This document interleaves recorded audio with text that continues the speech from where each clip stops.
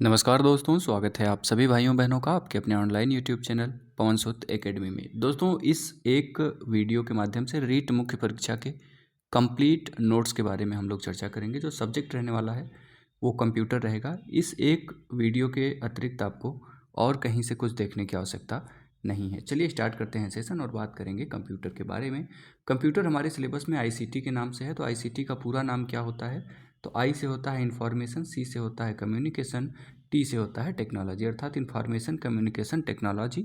ICT सूचना संचार और तकनीकी हमारे सिलेबस का एक अभिन्न अंग है। तो चलिए बात करते हैं डाटा क्या होता है। सबसे पहले डाटा जो होता है वो आंकड़ों का अव्यवस्थित रूप होता है। ठीक है, आंकड़ों का अव्यवस्थित रूप डाटा कहलाता है। सूचना क्या होती है, इंफॉर्मेशन क्या होता है? तो आंकड़ों का व्यवस्थित रूप जो निष्कर्ष प्रदान करता है उसे हम क्या कहते हैं? सूचना कहते हैं, इंफॉर्मेशन कहते हैं। डाटा जब तक रहेगा तब तक वो अव्यवस्थित रूप रहेगा। आंकड़ों का अव्यवस्थित रूप डाटा कहलाता है, और जब वो व्यवस्थित होकर के कुछ निष्कर्ष प्रदान करने लगता है तो उसे हम सूचना कहते हैं। आईसीटी का अर्थ क्या है? तो आईसीटी उपकरणों व संसाधनों का एक ऐसा सेट होता है जिसके द्वारा डिजिटल सामग्री को निर्मित, संग्रहित व संप्रेषित किया जाता है। आईसीटी कहलाता है। ठीक है, डिजिटल सामग्री को बनाना अर्थात क्रिएट करना, प्राप्त करना अर्थात रिसीव करना, स्टोर करना अर्थात संग्रहित करना, रिट्राइव अर्थात पुनः प्राप्त करना, फॉर्मेट अर्थात बदलाव करना, सेंड अर्थात संप्रेषित करना। ये सभी कार्य किसके अंतर्गत आता है? तो आईसीटी के अंतर्गत आता है। आईसीटी के इतिहास के बारे में बात करें तो 1837 में टेलीग्राफ का आविष्कार किया। किसने किया? सैमुअल मॉर्स के द्वारा किया गया था। टेलीग्राफ का निर्माण किसके द्वारा किया गया? तो सैमुअल मॉर्स के द्वारा किया गया। कब किया गया? तो 1837 में किया गया था। 1876 का समय आता है। टेलीफोन का आविष्कार किसके द्वारा? ग्राहम बेल के द्वारा किया जाता है 1876 में। रेडियो का आविष्कार किसने किया? जी मार्कोनी ने किया। कब किया? 1896 में किया था। 1945 में इनियाक कंप्यूटर बनाया। किसने? जेपी एकर्ट और जॉन मॉचेली ने। ठीक है ना, जॉन मॉचेली और जेपी एकर्ट मिल के क्या किए? इनियाक कंप्यूटर को बनाए थे। कब बनाए थे? 1945 में। 1997 में यूनाइटेड किंगडम ब्रिटेन में डेनिस स्टीवेंसन ने आईसीटी शब्द का सर्वप्रथम प्रयोग किया था। बहुत महत्वपूर्ण है कि आईसीटी शब्द का प्रयोग सर्वप्रथम किसने किया था? तो डेनिस स्टीवेंसन के द्वारा आईसीटी शब्द का प्रयोग सबसे पहले किया। किसने किया? तो डेनिस स्टीवेंसन के द्वारा। आईसीटी हमारे सिलेबस का नाम है, जिस कारण से हमें ये तो पता ही होना चाहिए कि आईसीटी शब्द का प्रयोग सबसे पहले किसने किया? तो डेनिस स्टीवेंसन ने किया था। ये कहाँ के रहने वाले थे? तो यूनाइटेड किंगडम ब्रिटेन के रहने वाले थे। कब ये प्रयोग किए थे? तो 1997 में आईसीटी शब्द का प्रयोग डेनिस स्टीवेंसन के द्वारा किया गया था। आईसीटी के 4 प्रमुख घटक होते हैं। बहुत महत्वपूर्ण है, कभी कभी पूछ लेता है कि इसमें से कौन आईसीटी का घटक नहीं है। तो हार्डवेयर जिसे हम छू सकते हैं, सॉफ्टवेयर जिसे हम छू नहीं सकते, नेटवर्किंग व इंटरनेट, और मानव संसाधन अर्थात ह्यूमन वेयर। ठीक है, ये 4 घटक होते हैं किसके? आईसीटी के। मेरे साथ बोलिए क्या क्या? हार्डवेयर, सॉफ्टवेयर, नेटवर्किंग व इंटरनेट, साथ ही साथ ह्यूमन वेयर अर्थात मानव संसाधन। आईसीटी के ये 4 प्रमुख घटक होते हैं। ह्यूमन वेयर को हम लोग 2 भागों में, प्रोग्रामर, एंड यूजर, 2 रूप में डिवाइड कर सकते हैं। ठीक है, चलिए बात करेंगे आगे हम लोग कंप्यूटर के बारे में। कंप्यूटर जनक कौन है कंप्यूटर का? तो चार्ल्स बेबेज हैं। अगर आधुनिक जनक पूछे कंप्यूटर का आधुनिक जनक कौन है? तो एलन ट्यूरिंग है। एलन ट्यूरिंग को कंप्यूटर का आधुनिक जनक कहा जाता है। किसे कहा जाता है? एलन ट्यूरिंग को। ठीक है, और जनक अगर आपसे खाली पूछे तो चार्ल्स बेबेज हो जाएंगे। आधुनिक जनक एलन ट्यूरिंग। आईपीओ सिस्टम के बारे में बात करें तो आईपीओ का पूरा नाम होता है इनपुट प्रोसेसिंग आउटपुट। आई से इनपुट, पी से प्रोसेसिंग, आउटपुट। ठीक है, तो इनपुट में डाटा और कमांड आता है, अर्थात आंकड़ों को अव्यवस्थित आंकड़े और तथ्य क्या कहलाते हैं? तो इनपुट कहलाते हैं। सीपीयू अर्थात सेंट्रल प्रोसेसिंग यूनिट के द्वारा प्रोसेसिंग का कार्य किया जाता है, और आउटपुट में रिजल्ट, इंफॉर्मेशन, आप कह सकते हैं कि सूचनाएं जो होती हैं वो प्राप्त होती हैं। तो आईपीओ का मतलब है इनपुट, प्रोसेसिंग, आउटपुट। ठीक है ना, चलिए कंप्यूटर डाटा को क्या करता है? तो डाटा को इन्फॉर्मेशन अर्थात सूचना में बदलता है। चूँकि अभी हमने स्टार्टिंग में ही पढ़ा डाटा क्या होता है, आंकड़ों का अव्यवस्थित रूप जो होता है उसे डाटा कहा जाता है। सूचना क्या होती है? तो आंकड़ों का व्यवस्थित रूप जो कुछ निष्कर्ष दे उसे हम क्या कहते हैं? इन्फॉर्मेशन या सूचना कहते हैं। तो कंप्यूटर डाटा को किस में बदलता है? तो इन्फॉर्मेशन में बदलता है। बात करेंगे इनपुट डिवाइस, प्रोसेसिंग और आउटपुट डिवाइस के बारे में। इनपुट डिवाइस के माध्यम से हम अपने आंकड़ों को देते हैं, सीपीयू में प्रोसेसिंग होता है और आउटपुट हमें रिजल्ट के रूप में प्राप्त हो जाता है। तो इनपुट डिवाइस में कौन कौन से आते हैं इसके बारे में हम चर्चा करेंगे, जिसे हमें थोड़ा सा छोटा करना पड़ेगा, ठीक है। आई होप सो आपको दिखेगा, आप क्वालिटी को मेंटेन करिएगा। तो इनपुट डिवाइस के अंतर्गत हमारा कीबोर्ड आता है, माउस आता है, जॉयस्टिक आता है, ट्रैक बॉल आता है, light pen, BCR, OCR, MICR, QR code scanner, OMR, microphone, web cam और स्कैनर। ये सभी कैसे हैं? तो ये सभी हमारे इनपुट डिवाइसेस के अंतर्गत आते हैं। प्रोसेसिंग में क्या होता है? प्रोसेसिंग कहाँ पे होता है? तो CPU के द्वारा किया जाता है और इसके अंतर्गत ALU आता है, जिसे हम कहते हैं क्या? Arithmetic logical unit. CU आता है और रजिस्टर आता है, ठीक है ना। आउटपुट डिवाइस के अंतर्गत क्या क्या आता है? इन सभी के बारे में, जो BCR, OCR, MICR है, सबके बारे में हम फुल फॉर्म आपको बताएंगे, डोंट वरी, बिल्कुल परेशान नहीं होइएगा, ठीक है। तो monitor, projector, printer, plotter, speaker, ये सभी कैसे डिवाइस हैं? तो ये सभी हमारे आउटपुट डिवाइस हैं, ठीक है ना। CU का नाम होता है कंट्रोल यूनिट। चलिए बात करेंगे आगे हम लोग। आपको इनपुट, आउटपुट और प्रोसेसिंग के बारे में समझ आ गई होगी। इनपुट डिवाइसेस के बारे में बात करें तो सबसे पहले कीबोर्ड। कीबोर्ड का खोज किसने किया था? तो क्रिस्टोफर लाथम सोल्स के द्वारा कीपैड का जो है, कीबोर्ड का या कुंजी पटल का खोज किया गया था। कीबोर्ड का 3 लेआउट इसमें वर्तमान में प्रचलित है, ठीक है। कौन कौन सा? तो क्वार्टी, एजर्टी, डोरक, ठीक है।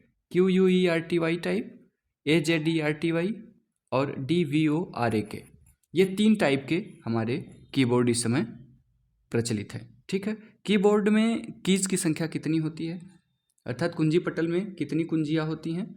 तो हमारी 104 कुंजियाँ होती हैं स्टैंडर्ड में, ठीक है। आपसे 108 भी आती हैं, कहीं कहीं में 112 भी आती हैं, लेकिन जो कीपैड का स्टैंडर्ड मानक है उसमें 104 बटन होती है। तो ये क्वार्टी, एजर्टी, डोरक, ठीक है, ये तीनों आपको याद होना चाहिए, ठीक है। पूछ लेगा कि निम्न में से कौन सा कीबोर्ड का लेआउट नहीं है? तो QUERTY भी है, AZERTY भी है, ठीक है ना, DVORAK भी है। तो ये तीनों लेआउट है किसके? कीबोर्ड के। कीबोर्ड में कितनी बटनें होती हैं? तो स्टैंडर्ड में 104 होता है। सही जवाब 104 के साथ आप जाइएगा। बटन के बारे में बात करें तो एस्केप की का कार्य क्या है? टू एग्जिट करने के लिए। सबसे बड़ा की कौन सा होता है? तो स्पेस बार होता है, जो आपको यहाँ पे दिया रहता है, ऐसे लंबा सा रहता है ना, जिसको हम इंटर कर देते हैं तो पॉज हो जाती है वीडियो, इंटर कर देते हैं तो स्पेस बार आ जाता है ना। तो सबसे बड़ा की क्या है? तो स्पेस बार की इसे कहा जाता है, सबसे बड़े वाले कुंजी को। सबसे महत्वपूर्ण की कौन सा होता है? तो इंटर की होता है। यह ओके की तरह कार्य करता है, अर्थात किसी भी प्रोग्राम को सेलेक्ट करना है, इंटर करेंगे, वो ओके की तरह कार्य करेगा, ठीक है। तो सबसे महत्वपूर्ण कुंजी कौन सी है? इंटर की है। सबसे बड़ी कुंजी कौन सी है? स्पेस बार की है। एस्केप की का क्या कार्य है? तो टू एग्जिट करना, अर्थात बाहर निकलने के लिए। फंक्शन कीज की संख्या कितनी होती है? तो 12 होती है। F1 से लेकर के F12 तक फंक्शन की 12 होते हैं। F1 का कार्य क्या है? To help. F5 का to refresh, to reload web page, ठीक है, रिफ्रेश करना है तो F5 दबाएंगे। F7 का क्या कार्य है? तो स्पेलिंग, ग्रामर एरर चेक करने के लिए F7 का इस्तेमाल किया जाता है। बात करेंगे कम्बिनेशन की या संयोजक की किसे कहते हैं? तो कम्बिनेशन की को मॉडिफाइड की और शॉर्टकट की के नाम से भी जाना जाता है, ठीक है ना। कम्बिनेशन की मतलब एक से अधिक कुंजी को एक साथ दबाने पे कोई कार्य होता है, तो उन कुंजियों को जो एक साथ दबाई जा रही हैं उन्हें संयोजक की के नाम से जाना जाता है, या मॉडिफायर की या शॉर्टकट की कहा जाता है। जैसे CTRL अर्थात कंट्रोल प्लस A करेंगे तो क्या होगा? ऑल सेलेक्ट हो जाएगा। कंट्रोल के साथ A को दबाएं हम तो क्या होगा? ऑल सेलेक्ट हो जाएगा। कंट्रोल के साथ C को दबाएं तो कॉपी हो जाएगा, ठीक है। उसी प्रकार शिफ्ट के साथ A दबाने पे क्या होगा? बड़ा A लिखा जाएगा। या शिफ्ट के साथ कोई भी आप अगर छोटा अक्षर में है आपका तो वो बड़ा लिखा जाता है। अल्ट, या इसका पूरा नाम जो होता है ना, अल्टर की इसे कहा जाता है। अल्ट जो होता है इसे अल्टर की कहते हैं। अल्ट के साथ F4 को दबाने पर क्या होता है? करंट विंडो क्लोज हो जाती है, रीस्टार्ट शटडाउन हो जाता है हमारा सिस्टम, ठीक है। तो कंट्रोल प्लस A के साथ क्या होगा? ऑल सेलेक्ट होगा। कंट्रोल C के साथ क्या होगा? कॉपी हो जाएगा। शिफ्ट A के साथ क्या होगा? ये हमारे अक्षर को बड़ा करने के लिए होता है। अल्ट का मतलब क्या है? तो अल्टर की कहा जाता है अल्ट को। अल्ट प्लस F4 दबाने पे क्या होता है? तो जो करंट विंडो हमारे डेस्कटॉप पे खुला हुआ है वो बंद हो जाता है और हम क्या होता है, रीस्टार्ट या शट डाउन हम अल्ट F4 प्रेस करके कर सकते हैं डायरेक्ट। ठीक है, इसे हम मॉडिफायर की, शॉर्टकट की, कम्बिनेशन की, कुछ भी हम कह सकते हैं। तो एक बार स्क्रीन से आँख हटाइए, बोलिए कंट्रोल A क्या करता है, आल सेलेक्ट करता है। कंट्रोल C क्या करता है, कॉपी करता है। शिफ्ट के साथ A को दबाएंगे तो क्या होगा, अक्षर बड़ा लिखा जाएगा। ठीक है ना। अल्ट का मतलब क्या है, तो अल्टर की कहा जाता है। अल्ट के साथ F4 दबाएंगे तो क्या होगा, करंट विंडो क्लोज हो जाएगा और शट डाउन रीस्टार्ट के मोड में हमारा जो सिस्टम है वो चला जाएगा अल्टर और F4 के साथ दबाने पर। चलेंगे आगे और बात करेंगे टॉगल की क्या होता है। तो caps lock, num lock, scroll lock, ये जितनी लॉक वाली हमारी होती हैं कुंजी, उसे हम टॉगल की कहते हैं। कैपिटल लेटर में टाइप करने के लिए कैप्स लॉक लगा देते हैं। नम लॉक करेंगे तो नंबर पैड को एक्टिवेट व डीएक्टिवेट करने के लिए नम लॉक का इस्तेमाल किया जाता है। स्क्रॉल लॉक क्या है, स्क्रीन स्क्रॉलिंग को कंट्रोल करने के लिए स्क्रॉल लॉक किया जाता है। तो ये जो लॉक वाली बटनें हैं, चाहे नम लॉक हो, चाहे कैप्स लॉक हो, चाहे हमारा स्क्रॉलिंग लॉक हो, स्क्रॉल लॉक हो। कैप्स लॉक का कार्य है कैपिटल लेटर में टाइप करने के लिए हम लोग इस कैप्स लॉक का इस्तेमाल करते हैं। नंबर लॉक, नंबर पैड को एक्टिवेट डीएक्टिवेट करने के लिए नंबर लॉक बटन दबा देते हैं। स्क्रॉल लॉक, तो स्क्रीन स्क्रॉलिंग को कंट्रोल करने के लिए स्क्रॉल लॉक का इस्तेमाल किया जाता है। और लॉक वाली बटनों को हम क्या कहते हैं, टॉगल की कहते हैं। इनकी संख्या कितनी, तो इनकी संख्या 3 होती है। ठीक है ना। चलिए माउस के बारे में बात करेंगे। तो माउस जो है GUI आधारित OS में माउस का उपयोग किया जाता है। GUI क्या है, तो ग्राफिकल यूज इंटरफेस होता है। ठीक है ना। ग्राफिकल यूज इंटरफेस, OS क्या है, ऑपरेटिंग सिस्टम, अर्थात ग्राफिकल यूज इंटरफेस आधारित ऑपरेटिंग सिस्टम में माउस का इस्तेमाल किया जाता है। ठीक है ना। जैसे चूहा कूदता है उसी प्रकार माउस भी हमारा कूदने का कार्य करता है। ठीक है ना। तो GUI का मतलब ग्राफिकल यूज इंटरफेस आधारित ऑपरेटिंग सिस्टम में माउस का प्रयोग किया जाता है। माउस की खोज किसने किया, तो डगलस एंजर्ट ने किया था। माउस का खोज किसने किया, तो डगलस एंजर्ट के द्वारा माउस को खोजा गया। माउस दो प्रकार के होते हैं, एक होता है कनेक्टिविटी के आधार पर, एक होता है कार्यप्रणाली के आधार पर। कनेक्टिविटी के आधार पर बात करें तो एक होता है वायरलेस, एक होता है वायर वाला। एक इस समय देख रहे हैं आप, वायरलेस वाला जो है वो ब्लूटूथ से कनेक्ट हो जाता है, और जो वायर्ड वाला है उसमें हमारे दो टाइप के PS2 और ये USB अर्थात यूनिवर्सल सीरियल बस, ये दो टाइप के वायर्ड वाले आते हैं। लेकिन जिसमें PS2 वाला जो है ये हमारे यहाँ नहीं है। तो हमारे यहाँ एग्जाम में क्या पूछा जा सकता है कि वायर्ड वाला जो है वो किस टाइप पर होता है, तो यूनिवर्सल सीरियल बस पर आधारित होता है वायर्ड वाला। यूनिवर्सल सीरियल बस, USB का पूरा नाम क्या है, यूनिवर्सल सीरियल बस। और जो वायरलेस वाला है ये कनेक्ट कैसे होता है, तो ब्लूटूथ के माध्यम से। अगर कार्यप्रणाली के आधार पर बात करें तो मैकेनिकल माउस और ऑप्टिकल माउस, ये दो प्रकार के होते हैं। पूछ लेगा कि कार्यप्रणाली के आधार पर माउस कितने प्रकार के, तो दो प्रकार के। कौन कौन से, एक हो जाएगा मैकेनिकल और एक हो जाएगा ऑप्टिकल। ठीक है ना। तो माउस कितने प्रकार के, दो प्रकार के। कनेक्टिविटी के आधार पर दो प्रकार के, वायरलेस और वायर्ड। वायरलेस किससे कनेक्ट होता है, तो ब्लूटूथ से कनेक्ट होता है। और जो वायर्ड है ये किस पर कार्य करता है, तो USB मोड पर कार्य करता है, अर्थात यूनिवर्सल सीरियल बस के मोड पे कार्य करता है वायर्ड वाला। और बात करें अगर कार्यप्रणाली के आधार पर, तो मैकेनिकल माउस और ऑप्टिकल माउस ये दो प्रकार के होते हैं। आगे चलेंगे हम लोग, बात करेंगे माउस की कार्यप्रणाली के बारे में। सिंगल क्लिक ऑब्जेक्ट सेलेक्ट होगा। अगर सिंगल क्लिक हम करेंगे तो ऑब्जेक्ट सेलेक्ट होगा, डबल क्लिक करेंगे तो ऑब्जेक्ट ओपन हो जाएगा। जैसे कोई फाइल है तो उसके ऊपर ले जाके जब हम एक बार माउस को क्लिक करते हैं तो वो सेलेक्ट हो जाता है ना, जब दो बार क्लिक कर देते हैं तो वो हमारा फाइल खुल जाता है। राइट क्लिक करेंगे अगर, तो ऑब्जेक्ट की प्रॉपर्टी चेक करने के लिए राइट भाग में हम लोग क्लिक करते हैं। राइट का मतलब समझ रहे हैं ना, हाँ वही जो आप समझ रहे हैं, ठीक है बिल्कुल। ड्रैग एंड ड्रॉप, तो कट पेस्ट और कमांड देने के लिए ड्रैग एंड ड्रॉप का इस्तेमाल किया जाता है माउस में। तो सिंगल क्लिक पे ऑब्जेक्ट सेलेक्ट होगा, डबल क्लिक पे ऑब्जेक्ट ओपन होगा, राइट क्लिक पे ऑब्जेक्ट की प्रॉपर्टी चेक होगी। ड्रैग एंड ड्रॉप तो क्या होगा, कट पेस्ट और कमांड देने के लिए ड्रैग एंड ड्रॉप का इस्तेमाल किया जाता है। जॉयस्टिक के बारे में बात करें तो गेम खेलने के लिए स्पेशली जॉयस्टिक का कार्य है, अर्थात इसका उपयोग किया जाता है। एरोप्लेन स्टिमुलेटर जॉयस्टिक के सिद्धांत पर कार्य करता है। एरोप्लेन स्टिमुलेटर किस सिद्धांत पर कार्य करता है, तो वो जॉयस्टिक के सिद्धांत पर ही कार्य करता है। ट्रैक बॉल क्या होता है, तो मोशन डाटा इनपुट देने में हम लोग ट्रैक बॉल का इस्तेमाल करते हैं। मोशन डाटा इनपुट देने में ट्रैक बॉल का इस्तेमाल किया जाता है। राडार व सोनार में ट्रैक बॉल का उपयोग होता है। ट्रैक बॉल का उपयोग कहाँ कहाँ होता है, तो मोशन डाटा के इनपुट देने में, ठीक है, मोशन डाटा को इनपुट देने में, और दूसरी बात है कि राडार व सोनार। राडार जो है वो क्या होता है, वो एरोप्लेन वाले यूज करते हैं, जो समुद्र या थल सेना वाले हैं वो सोनार का इस्तेमाल करते हैं, ठीक है ना। चलिए, तो ट्रैक बल राडार और सोनार में लगता है, साथ ही साथ मोशन डाटा इनपुट देने में भी इस्तेमाल किया जाता है। लाइट पेन, स्क्रीन द्वारा इनपुट देने के लिए हम क्या करते हैं, लाइट पेन का इस्तेमाल करते हैं। जैसे कोई प्रोजेक्टर वगैरह हमने लगा दिया और यहाँ पे टीचर खड़े हो गए हैं, ठीक है, तो ये एक लाइट पेन रहती है जिसके माध्यम से आपको यहाँ इन लाइट को ले जाते हैं और आपको पढ़ाते हैं कि देखिए यहाँ इस पर ये लिखा, इस पर ये लिखा, ठीक है ना। तो लाइट पेन का स्पेशली यही यूज होता है। BCR का मतलब क्या है, तो इसका होता है बार कोड रीडर।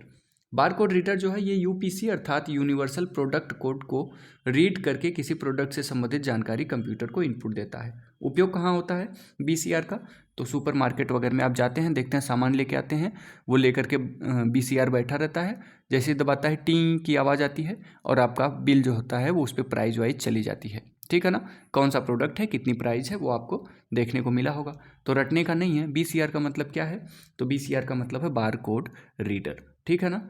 यह किस को रीड करता है, तो यह यूपीसी अर्थात यूनिवर्सल प्रोडक्ट कोड को रीड करके प्रोडक्ट से संबंधित जानकारी कंप्यूटर को देता है, ठीक है ना। यूपीसी यूनिवर्सल प्रोडक्ट कोड, ठीक है ना।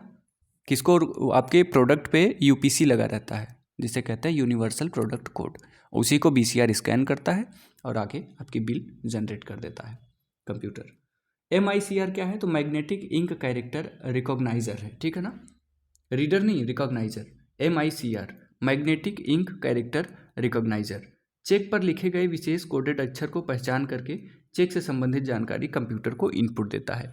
MICR का इस्तेमाल कहाँ होता है, मैग्नेटिक इंक कैरेक्टर रिकॉग्नाइजर, इसका इस्तेमाल मुख्य रूप से बैंकिंग क्षेत्र में होता है, क्योंकि जो कोड रूप में लिखे गए अक्षर होते हैं हमारे चेक पे, वो रीड करता है कौन, MICR अर्थात मैग्नेटिक इंक कैरेक्टर रिकॉग्नाइजर। जो चेक के ऊपर आपकी स्याही से लिखा छपा रहता है ना, वो सिंपल स्याही नहीं होती है, वो MICR के द्वारा ही स्कैन करने पर वहाँ पे डाटा जो होता है आपकी जानकारी वो सब बैंक के पास उपलब्ध हो जाती है, कितना पैसा है, जेन्युइन है कि नहीं है चेक आपका, तो MICR अर्थात मैग्नेटिक इंक कैरेक्टर रिकॉग्नाइजर का इस्तेमाल बैंकिंग क्षेत्र में होता है।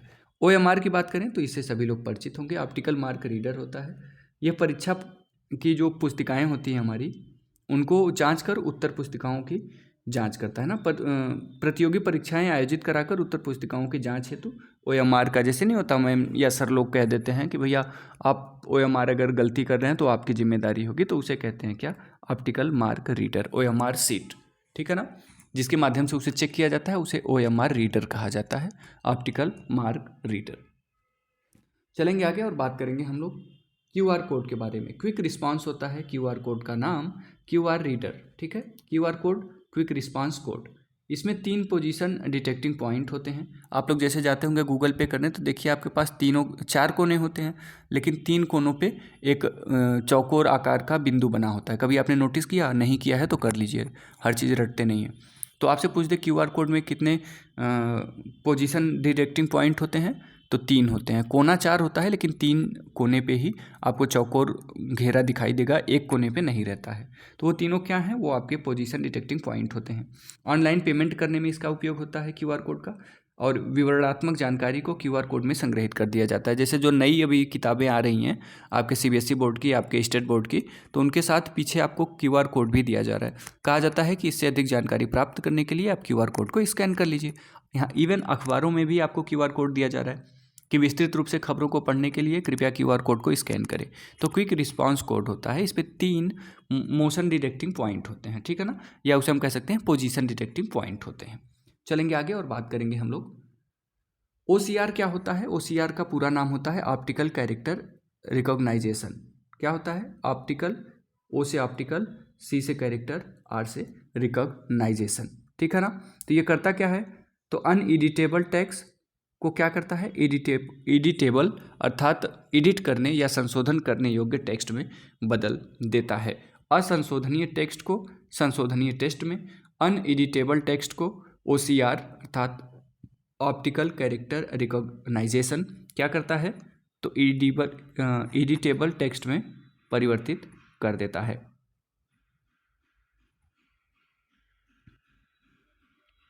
बात करेंगे स्कैनर के बारे में। यह किसी डॉक्यूमेंट की हार्ड कॉपी को सॉफ्ट कॉपी में बदल देता है। जैसे अभी आजकल हम लोग स्कैन करके PDF बना लेते हैं ना, तो स्कैनर क्या करता है, तो किसी डॉक्यूमेंट की हार्ड कॉपी को किस में बदल देता है, सॉफ्ट कॉपी में बदलने का कार्य करता है। वेबकैम क्या है, तो इमेज वीडियो इनपुट देने के लिए, वीडियो कॉन्फ्रेंसिंग के लिए स्पेशली वेबकैम का इस्तेमाल किया जाता है। माइक्रोफोन सभी लोग रात में इस्तेमाल करते हैं, है ना, गलत नहीं लीजिएगा, गाना सुनने के लिए, ऑडियो इनपुट देने के लिए माइक्रोफोन का इस्तेमाल किया जाता है ना। डिजिटाइजर क्या है, तो टेक्स्ट ड्राइंग इनपुट देने के लिए हम लोग किसका इस्तेमाल करते हैं, तो डिजिटाइजर का इस्तेमाल करते हैं। अब आउटपुट के बारे में बात करें तो आउटपुट में सबसे पहली डिवाइस मॉनिटर है। मॉनिटर जो होता है यह दृश्य आउटपुट डिवाइस है। VDU क्या होता है, विजुअल डिस्प्ले यूनिट, ठीक है ना। VDU क्या है, तो विजुअल डिस्प्ले यूनिट है। मॉनिटर कैसी डिवाइस है, तो आउटपुट डिवाइस है। मॉनिटर के प्रकार की बात करें तो एक होता है CRT मॉनिटर। CRT मॉनिटर को कहते हैं कैथोड रेज ट्यूब मॉनिटर या कैथोड रे ट्यूब, ठीक है। कमी क्या है CRT की, तो बड़ा आकार विद्युत ऊर्जा की अधिक खपत करता है। कौन, कैथोड रे ट्यूब मॉनिटर, ठीक है। दूसरा है LCD, जिसे कहते हैं लिक्विड क्रिस्टल डिस्प्ले। LCD का पूरा नाम क्या है, तो लिक्विड क्रिस्टल डिस्प्ले होता है। कमी क्या है, तो क्रिस्टल के खराब होने पर धब्बे बनने प्रारंभ हो जाते हैं। समकोण से देखने पर ही ऑब्जेक्ट साफ दिखाई देता है। जैसे आप लोग देखे होंगे 2-4-10 साल पहले जो मोबाइल आती थी उसमें केवल सीधे आप देखते थे तभी आपको दिखता था, दाएं बाएं से देखने का प्रयास करते थे तो आपको दिखाई नहीं देता था। तो उसमें कौन सा लगा रहता था, तो उसमें LCD लिक्विड क्रिस्टल डिस्प्ले लगा रहता था, ठीक है ना। और जो CRT था कैथोड रे ट्यूब, ठीक है। चलिए बात करेंगे अब हम लोग तीसरे के बारे में, TFT मॉनिटर। TFT मॉनिटर क्या है, तो thin film transistor monitor. TFT monitor में TFT का पूरा नाम क्या है, T से हो जाएगा थीन, F से हो जाएगा फिल्म, T से हो जाएगा ट्रांजिस्टर। यह LCD का ही विकसित रूप था, कौन, TFT। और साइड से देखने पर भी इसमें ऑब्जेक्ट जो था वो क्लियर दिखाई देता था। LCD में साइड से नहीं दिखाई देता था, लिक्विड क्रिस्टल डिस्प्ले में। बट जो TFT थीन फिल्म ट्रांजिस्टर है आया उसका विकास हुआ तो आपको साइड से भी देखने पे स्क्रीन विजिबल हो गई थी। तीसरा जो मुख्य प्रकार है वो है LED, जिसे कहते हैं लाइट इमिटिंग डायोड। LED का पूरा नाम क्या है, लाइट इमिटिंग डायोड है, ठीक है ना, बहुत महत्वपूर्ण है LED का पूरा नाम। पिक्चर की क्वालिटी को प्रभावित करने वाले कारण की बात करें तो सबसे पहले पिक्चर की क्वालिटी को प्रभावित करने में पिक्सल का बहुत बड़ा योगदान है। किसी मॉनिटर स्क्रीन पर प्रदर्शित पिक्चर का निर्माण छोटे छोटे बिंदुओं से होता है, जिसे क्या कहा जाता है, पिक्सल कहा जाता है। जैसे आप अपने मोबाइल की स्क्रीन को ही ध्यान से देखेंगे या जब आपका स्क्रीन खराब होने लगता है तो आप देखते होंगे उसमें छोटी छोटी असंख्य बिंदुएं दिखाई देती हैं, वही होता है पिक्सल। जो आपके स्क्रीन पर प्रदर्शित पिक्चर का निर्माण छोटे छोटे बिंदुओं से होता है उसे पिक्सल कहा जाता है और ये पिक्चर की क्वालिटी को प्रभावित करता है। पिक्सल की संख्या बढ़ने पर पिक्चर क्वालिटी बढ़ जाती है, अर्थात जितने छोटे छोटे बिंदु होंगे उतनी ही पिक्चर की क्वालिटी अच्छी होगी, बढ़ेगी। और पिक्सल की संख्या घटने पर पिक्चर क्वालिटी घट जाती है। बात करें रिजोल्यूशन की, तो पिक्चर क्वालिटी को प्रभावित करने में रिजोल्यूशन का भी बहुत बड़ा योगदान है। कुल पिक्सल की संख्या, क्षैतिज पिक्सल की संख्या गुणे ऊर्ध्वाधर पिक्सल की संख्या करके हम कुल पिक्सल की संख्या ज्ञात कर सकते हैं, ठीक है। जैसे ये पिक्सल है हमारा और ये पिक्सल है, ये पिक्सल मान लीजिए इसमें पिक्सल की संख्या 8 है, इसमें हमारा 6 है। अब पूछे कुल पिक्सल की संख्या कितनी होगी, तो 8 6 48 हो जाएगी कुल पिक्सल की संख्या, अर्थात क्षैतिज पिक्सल की संख्या और ऊर्ध्वाधर पिक्सल की संख्या का गुणा कर देंगे तो कुल पिक्सल हमें प्राप्त हो जाएगा। बात करें रिजोल्यूशन का मात्रक क्या होता है, तो PPI होता है, जिसे पिक्सल पर इंच कहते हैं। जितनी अधिकतम होगी संख्या पिक्सल की पर इंच उतना बढ़िया रिजोल्यूशन हमारा आएगा ना। कहता ना कि ये 50 मेगापिक्सल का है। 50 मेगापिक्सल का मतलब क्या, उसमें जो आपका ये पिक्सल है, समझ रहे हैं, पिक्सल पर इंच जो है यही आपका बढ़ जाता है। तो रिजोल्यूशन का मानक क्या है, PPI है, पिक्सल पर इंच किसका मानक है, रिजोल्यूशन का मानक है, जो क्या करता है, हमारे पिक्चर की क्वालिटी को प्रभावित करता है। 1 वर्ग इंच क्षेत्रफल में उपस्थित कुल पिक्सल की संख्या को क्या कहते हैं, PPI कहते हैं। तो मैंने बताया पिक्सल पर इंच, 1 इंच में पिक्सल की संख्या, ठीक है। तो ये किसका मात्रक होता है, PPI, तो रिजोल्यूशन का मात्रक होता है PPI। अब बात करते हैं प्रिंटर के बारे में। प्रिंटर जो होता है ये मुख्य रूप से 2 प्रकार का होता है, एक होता है इम्पैक्ट प्रिंटर, एक होता है non impact printer. Impact printer 2 भाग में डिवाइड करते हैं, एक होता है कैरेक्टर प्रिंटर, एक होता है लाइन प्रिंटर। कैरेक्टर प्रिंटर भी 2 भाग में, एक होता है DMP, एक होता है डेजी व्हील प्रिंटर, ठीक है। DMP को कहते हैं डॉट मैट्रिक्स प्रिंटर और एक को कहते हैं डेजी व्हील प्रिंटर या DWP। तो याद रखिएगा, इम्पैक्ट प्रिंटर में character printer, line printer, impact में कैरेक्टर प्रिंटर और लाइन प्रिंटर, ये आता है इम्पैक्ट में। अब कैरेक्टर प्रिंटर भी दो प्रकार का, कौन सा, डॉट मैट्रिक्स प्रिंटर और Daisy wheel printer. Line printer में कौन सा आएगा, तो band printer, chain printer, drum printer, अर्थात बैंड, चेन और ड्रम ये किस में आएंगे, लाइन में। बैंड, ड्रम एक चेन या लाइन में लगा दो तो आप समझ जाएंगे, याद रटना नहीं पड़ेगा। नॉन इम्पैक्ट प्रिंटर में thermal printer, inkjet printer, laser printer, ये सभी कैसे प्रिंटर के एग्जाम्पल हैं, तो नॉन इम्पैक्ट प्रिंटर के एग्जाम्पल हैं। बात करें प्रिंटर की, तो यह सॉफ्ट कॉपी को हार्ड कॉपी में परिवर्तित करता है। प्रिंटर की स्पीड के बारे में चर्चा करें तो एक है CPS जिसे कहते हैं कैरेक्टर पर सेकेंड, एक होता है LPS लाइन पर मिनट, LPM, एक होता है PPM अर्थात पेज पर मिनट। तो ये प्रिंटर की स्पीड को हम लोग या तो कैरेक्टर पर सेकेंड, एक सेकेंड में वो कितने कैरेक्टर को प्रिंट कर रहा है उससे उसकी गति निकाल लें, या तो लाइन पर मिनट, एक मिनट में कितनी लाइन को वो प्रिंट कर पा रहा है, या तो हम PPM पे उसकी तुलना कर लें स्पीड की, तो पेज पर मिनट, एक मिनट में कितने पेज निकाल रहा है। तो ये तीनों याद रखिएगा प्रिंटर की स्पीड मापने के लिए। CPS अर्थात कैरेक्टर पर सेकेंड, ठीक है, LPM अर्थात लाइन पर मिनट, PPM अर्थात पेज पर मिनट, ठीक है ना। तो ये तीनों माध्यम से हम प्रिंटर की स्पीड को चेक कर सकते हैं। अब बात करेंगे प्रिंटर की क्वालिटी। प्रिंटर की क्वालिटी जो होती है वो DPI अर्थात डॉट पर इंच में मापी जाती है। प्रिंटर की क्वालिटी किस में मापते हैं, तो DPI में मापते हैं। या प्रिंटर की क्वालिटी का मापक क्या है, तो DPI है, जिसे कहते हैं डॉट पर इंच, ठीक है ना। डॉट पर इंच में प्रिंटर की क्वालिटी को हम मापते हैं। 1 वर्ग इंच क्षेत्र में किसी प्रिंटर के द्वारा प्रिंट किए जाने वाले बिंदुओं की कुल संख्या क्या कहलाती है, DPI कहलाती है। अर्थात 1 वर्ग इंच क्षेत्र में किसी प्रिंटर के द्वारा प्रिंट किए जाने वाले बिंदुओं की कुल संख्या क्या कहलाती है, DPI कहलाती है। 1 वर्ग इंच का क्षेत्रफल है, ठीक है, यही है जैसे 1 वर्ग इंच का, इसमें कितने बिंदु प्रिंटर प्रिंट कर रहा है ना, ये देखिए तमाम बिंदु इसी में ऐसे बन जाएंगे। अब ये 1 वर्ग इंच में किसी प्रिंटर के द्वारा किए जाने वाले बिंदुओं की संख्या, यही इसका DPI है, ठीक है ना, डॉट पर इंच, जो इसकी क्वालिटी को प्रदर्शित करता है। जैसे एकदम असंख्य इसमें आ गया, तो जितना अधिक बिंदु रहेगा उतना बढ़िया क्वालिटी रहेगा किसका, हमारे प्रिंटर का, ठीक है ना, DPI में, डॉट पर इंच में, ठीक।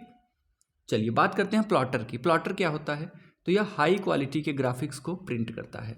हाई क्वालिटी के ग्राफिक्स को प्रिंट करने के लिए किसका इस्तेमाल किया जाता है, तो प्लॉटर का इस्तेमाल किया जाता है, ठीक है। प्रोजेक्टर क्या है, तो प्रक्षेपक यंत्र कहते हैं, ठीक है।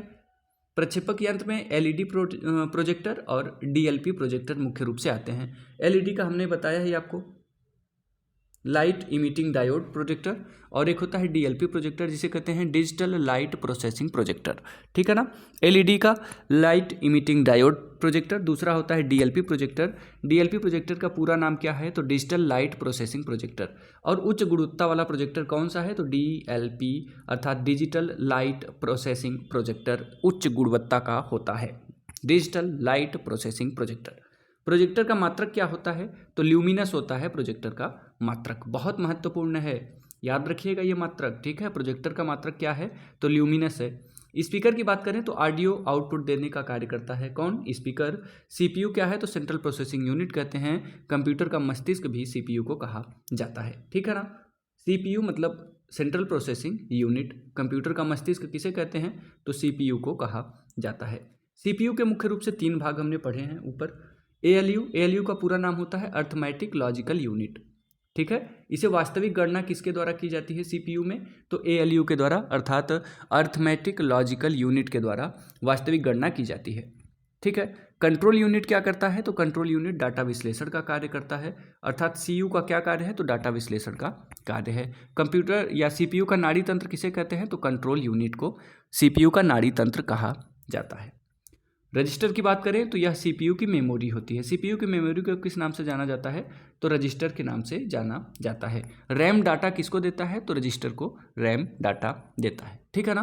चलिए CPU के 3 भाग होते हैं। पहला रजिस्टर है, यह कंप्यूटर की सबसे तेज मेमोरी होती है, कौन सी, रजिस्टर। इसकी स्टोरेज सबसे न्यून होती है, अर्थात बहुत न्यून होती है, कम मात्रा में इसकी स्टोरेज होती है। रजिस्टर में नए डाटा को स्टोर करने के लिए पूर्व के डाटा को हटाना पड़ता है। रजिस्टर में डाटा रैम से आता है। रजिस्टर में डाटा किसके द्वारा आता है? तो रैम के द्वारा आता है, ठीक है ना। रैंडम एक्सेस मेमोरी जिसे कहते हैं, ठीक है। रैंडम एक्सेस मेमोरी के द्वारा रजिस्टर में डाटा आता है। सबसे न्यून मेमोरी कौन सी है? तो कौन सी है? रजिस्टर है। कंप्यूटर की सबसे तेज मेमोरी कौन सी है? रजिस्टर है। कौन सी ऐसी मेमोरी है जिसमें नए डाटा को डालने के पहले पुराने डाटा को हटाना पड़ता है? तो रजिस्टर है। कैसे भी प्रश्न पूछ लेगा, सीपीयू के 3 भाग है, रजिस्टर हो गया। अब बात करते हैं सीयू अर्थात कंट्रोल यूनिट के बारे में। यह नियंत्रक इकाई होती है, ठीक है। सीपीयू में नियंत्रक इकाई के रूप में किसे जाना जाता है? तो कंट्रोल यूनिट को जाना जाता है। यह दिए गए इनपुट डाटा व कंट्रोल का विश्लेषण इसी भाग में होता है। यह सभी भागों को निर्देश भेजता है और सीयू और कंट्रोल यूनिट को कंप्यूटर का नाड़ी तंत्र भी कहा जाता है। बात करते हैं एएलयू। एएलयू को कहते हैं अरिथमेटिक लॉजिकल यूनिट, ठीक है। वास्तविक रूप से गणनात्मक कार्य किस भाग में होता है? तो एएलयू अर्थात अरिथमेटिक लॉजिकल यूनिट में ही वास्तविक रूप से गणना का कार्य किया जाता है।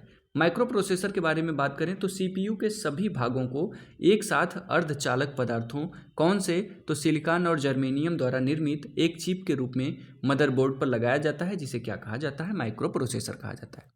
सीपीयू के साथ सभी भागों को एक साथ अर्धचालक पदार्थ सिलिकॉन और जर्मेनियम द्वारा निर्मित एक चिप के रूप में मदरबोर्ड पर लगाया जाता है, जिसे क्या कहते हैं? माइक्रो प्रोसेसर कहते हैं। पहले माइक्रो प्रोसेसर के बारे में चर्चा करें तो सबसे पहला माइक्रो प्रोसेसर किसके द्वारा बनाया गया था? तो इंटेल कंपनी के द्वारा बनाया गया था। 1917 में बनाया किसने था? तो टेड हाफ और फेडेरिको ने, ठीक है ना। इंटेल 4004 के नाम से बनाया था। पहला माइक्रो प्रोसेसर किस कंपनी ने बनाया? इंटेल ने बनाया। कब बनाया था? तो 1917 में बनाया। किसने बनाया? तो टेड हाफ और फेडेरिको ने बनाया। किस नाम से बनाया? तो इंटेल 4004 के नाम से बनाया था। बात करें मेमोरी के बारे में तो प्राइमरी मेमोरी और सेकेंडरी मेमोरी को हम लोग 2 भागों में डिवाइड करेंगे। प्राइमरी मेमोरी जिसे प्राथमिक मेमोरी और सेकेंडरी मेमोरी जिसे द्वितीयक मेमोरी के नाम से जाना जाता है। प्राथमिक मेमोरी को 2 भाग रैम और रोम में डिवाइड करते हैं। रैम के भी 2 भाग होते हैं जिसे डी रैम और एस रैम कहते हैं। रोम के 3 भाग होते हैं, प्रोम, ईपी रोम और ईई प्रोम। सेकेंडरी मेमोरी जो होता है इसे सिक्वेंशियल मेमोरी और क्या कहते हैं? डायरेक्ट एक्सेस मेमोरी 2 भागों में डिवाइड करते हैं, ठीक है ना। जो डायरेक्ट एक्सेस मेमोरी है इसे हम लोग मैग्नेटिक मेमोरी, ऑप्टिकल मेमोरी और इलेक्ट्रॉनिक मेमोरी इन 3 भागों में डिवाइड करते हैं। मैग्नेटिक मेमोरी में floppy disk, zip disk, hard drive disk आता है। ऑप्टिकल मेमोरी में सीडी, डीवीडी, बीआरडी, एसवीडी आता है। और इलेक्ट्रॉनिक मेमोरी में कौन आता है? एसएसडी आता है। जैसे आज हमारा कंप्यूटर स्लो होता है तो हम एसएसडी लगवाने जाते हैं, अर्थात इलेक्ट्रॉनिक मेमोरी उसमें लगवाने जाते हैं, ठीक है ना। प्राइमरी मेमोरी के बारे में बात करें तो रैम का पूरा नाम क्या होता है? तो रैंडम एक्सेस मेमोरी होता है। प्राइमरी मेमोरी में आता है रैम का पूरा नाम क्या है? रैंडम एक्सेस मेमोरी, ठीक है ना। सीपीयू को डाटा उपलब्ध कौन कराता है? तो रैम कराता है। तेज गति की मेमोरी कौन सी है? तो रैम है। रैम कैसी मेमोरी है? तो वोलेटाइल मेमोरी अर्थात अस्थायी मेमोरी होती है। कौन? रैम, ठीक है ना, ठीक है ना। तो अस्थायी मेमोरी अर्थात वोलेटाइल मेमोरी होती है। कौन? रैम, ठीक है। बात करते हैं आगे हम लोग। अब रैम के बारे में बात करें तो रैम 2 प्रकार का है मुख्य रूप से, डी रैम और एस रैम। डी रैम को कहते हैं डायनामिक रैम, जो क्या करता है? डाटा को रिफ्रेश करना पड़ता है। इसमें जो डाटा रहता है उसे बार बार रिफ्रेश करना पड़ता है। और जो डी रैम है अर्थात डायनामिक रैम है, इसका प्रयोग पीसी में किया जाता है। एस रैम का पूरा नाम है स्टैटिक रैम, जिसमें डाटा को रिफ्रेश नहीं करना पड़ता। तो प्रश्न बन जाएगा किस रैम में डाटा को रिफ्रेश करना पड़ता है? तो डी रैम अर्थात डायनामिक रैम में। किस में डाटा को रिफ्रेश नहीं करना पड़ता? तो एस रैम अर्थात स्टैटिक रैम में, ठीक है। अब रोम के बारे में बात करते हैं तो रोम का पूरा नाम क्या होता है? तो रीड ओनली मेमोरी होता है रोम का पूरा नाम। रोम क्या है? तो अस्थाई मेमोरी है, ठीक है। अस्थाई मेमोरी अर्थात नॉन वोलेटाइल। जो रोम होता है ये एक प्रकार का फर्मवेयर है। फर्मवेयर का मतलब होता है हार्डवेयर और सॉफ्टवेयर को मिला करके, ठीक है। हार्डवेयर के रूप में चिप रहता है, सॉफ्टवेयर के रूप में क्या रहता है? प्रोग्राम स्टोर रहता है इसमें। और प्रोग्राम जो होता है वो बायोस अर्थात बेसिक इनपुट आउटपुट सिस्टम पर आधारित होता है, ठीक है।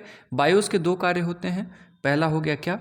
पोस्ट अर्थात power on self test. Power on self test जो है इसका मतलब है पेरिफेरल डिवाइस को जांचना, और दूसरा जो है वो बूटिंग का कार्य करना। अब बात करेंगे BIOS के बारे में।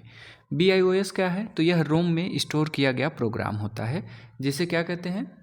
BIOS, ठीक है। यह दो प्रकार के कार्य करता है। पहला पोस्ट का कार्य करता है, पावर ऑन सेल्फ टेस्ट का, अर्थात कंप्यूटर को चालू करने पर पेरिफेरल डिवाइस की कनेक्टिविटी को जांचता है, कौन, पोस्ट। और दूसरा है बूटिंग, ठीक है। बूटिंग का मतलब है सेकेंडरी मेमोरी में स्टोर किए गए ऑपरेटिंग सिस्टम को प्राइमरी मेमोरी अर्थात रैम पर अपलोड करने की प्रक्रिया क्या कहलाती है, बूटिंग कहलाती है। अर्थात सेकेंडरी मेमोरी में स्टोर किए गए ऑपरेटिंग सिस्टम को प्राइमरी मेमोरी में लोड करने की प्रक्रिया क्या होती है, तो बूटिंग होती है। बूटिंग दो प्रकार से होता है, एक होता है कोल्ड बूटिंग, एक होता है वार्म बूटिंग। कोल्ड बूटिंग क्या है, तो नए सिरे से कंप्यूटर को चालू करने की प्रक्रिया कोल्ड बूटिंग कहलाती है, और कंप्यूटर को रीस्टार्ट करने पर होने वाली बूटिंग जो होती है वो वार्म बूटिंग होती है, ठीक है। जैसे हम मोबाइल को चला रहे हैं और मोबाइल को चलाते हुए मोबाइल को रीस्टार्ट कर दें तो ये वार्म बूटिंग हो जाएगी, ठीक है ना। अभी हम मोबाइल को रखे हुए हैं, उसको ऑफ है, उसको ऑन कर रहे हैं, तो वो हमारी क्या होगी, वो हमारी कोल्ड बूटिंग हो जाएगी। तो उसी प्रकार कंप्यूटर में भी आप कर सकते हैं।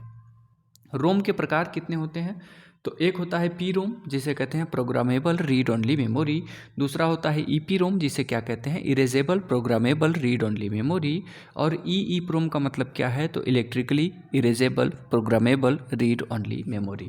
तो ये तीनों का फुल फॉर्म आपसे पूछा जा सकता है एक नंबर में। प्रोम का मतलब क्या है, programmable read only memory. E PROM का मतलब क्या है, तो erasable programmable read only memory. E PROM का मतलब क्या है, तो electrically erasable programmable read only memory, ठीक है ना। अब बात करते हैं सेकेंडरी मेमोरी की। तो प्राइमरी मेमोरी हमारी कंप्लीट होती है और सेकेंडरी मेमोरी आ जाता है, तो इसमें प्रोसेसिंग के बाद में प्राप्त आउटपुट को भविष्य में उपयोग हेतु परमानेंट स्टोर किया जाए तो उसे क्या कहा जाता है, सेकेंडरी मेमोरी कहा जाता है। सेकेंडरी मेमोरी जो होती है मुख्य रूप से दो प्रकार में हम लोग चर्चा करेंगे। पहला सिक्वेंशियल मेमोरी जिसे क्रमिक मेमोरी कहते हैं, जिस क्रम में राइट किया जाता है डाटा को उसी क्रम में रीड किया जाता है, जैसे मैग्नेटिक टेप। मैग्नेटिक टेप जो होता है ये सबसे धीमी मेमोरी होती है मैग्नेटिक टेप, इसमें जिस क्रम में हम राइट करेंगे उसी क्रम में उसको रीड कर पाते हैं, इसे हम कहते हैं सिक्वेंशियल मेमोरी। दूसरा है डायरेक्ट एक्सेस मेमोरी जिसे हम DAM भी कहते हैं, तो इसे जंप मेमोरी भी कहा जाता है। इसके मैग्नेटिक मेमोरी की बात करें तो मैग्नेटिक मेमोरी में हमारा क्या आ जाएगा, फ्लॉपी डिस्क आ जाएगा। फ्लॉपी डिस्क जो होता है ये कई साइज़ में अवेलेबल होता है, एक 8 इंच में, एक 5 से 1/4 इंच में, एक होता है 3.5 इंच में। तो जो 8 इंच वाली है इसकी क्षमता कितनी होती है, 80 KB से 242 KB की, और 5 सही 1/4 इंच की जो है उसकी क्षमता 1.2 MB है, और 3.5 इंच वाली की 1.44 MB होती है। बात करें जिप डिस्क की, जो फ्लॉपी डिस्क के समान ही जिप डिस्क भी होता है, इसका स्टोरेज क्षमता कितना, तो 100 MB से 250 MB और 750 MB, इन 3 फॉर्मेट में ये हमारी जिप डिस्क जो है वो अवेलेबल होती है। तीसरा है हार्ड डिस्क ड्राइव जिसे HDD बोलते हैं।